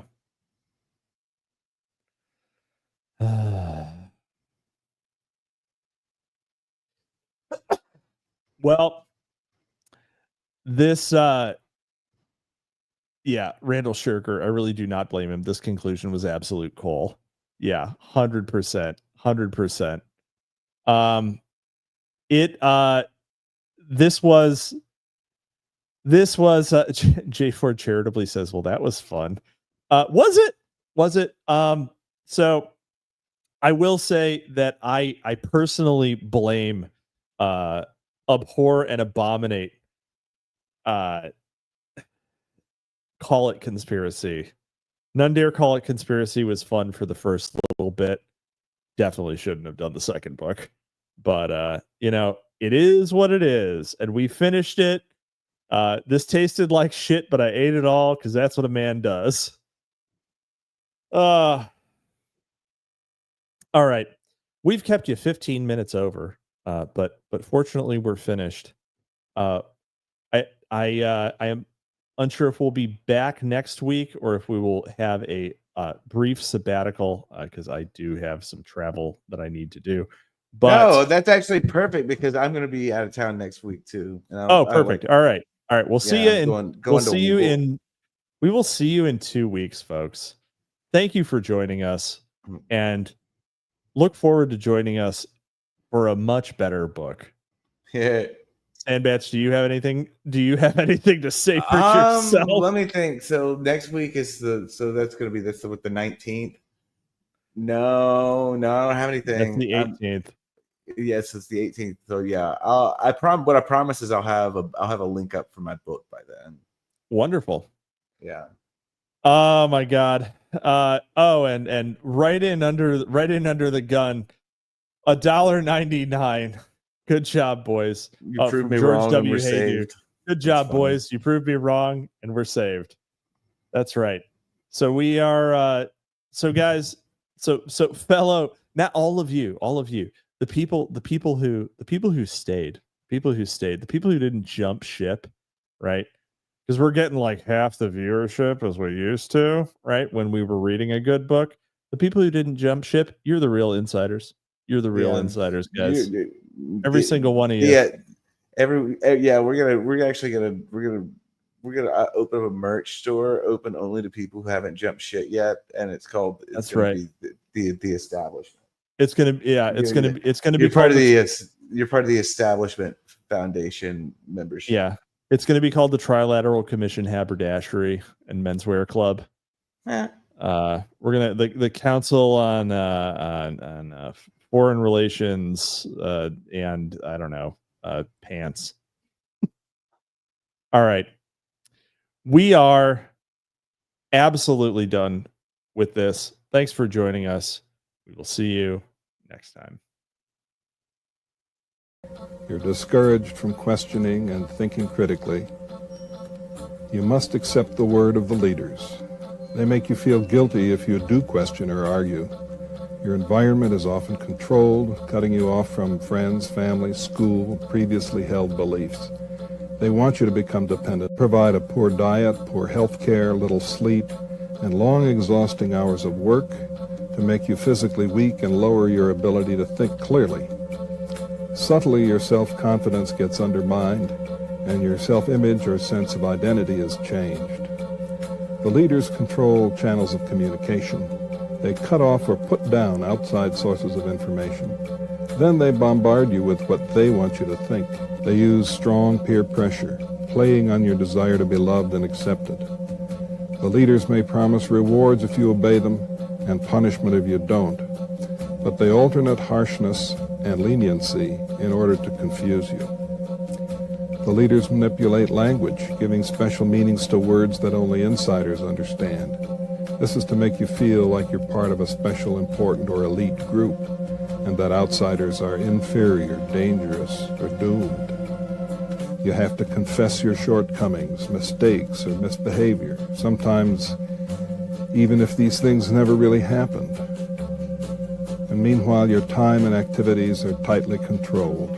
You don't have much privacy or energy or time to think because you're too busy doing monotonous, repetitive tasks. The leaders try to control you and even your sexuality, everything about you. They want to exploit you for their own enrichment, their own power or grandiosity. If they succeed, you will declare your loyalty to its leaders, rejecting your old values and way of life. Without realizing it, you will have been changed into a person who is being controlled by a totalist cult.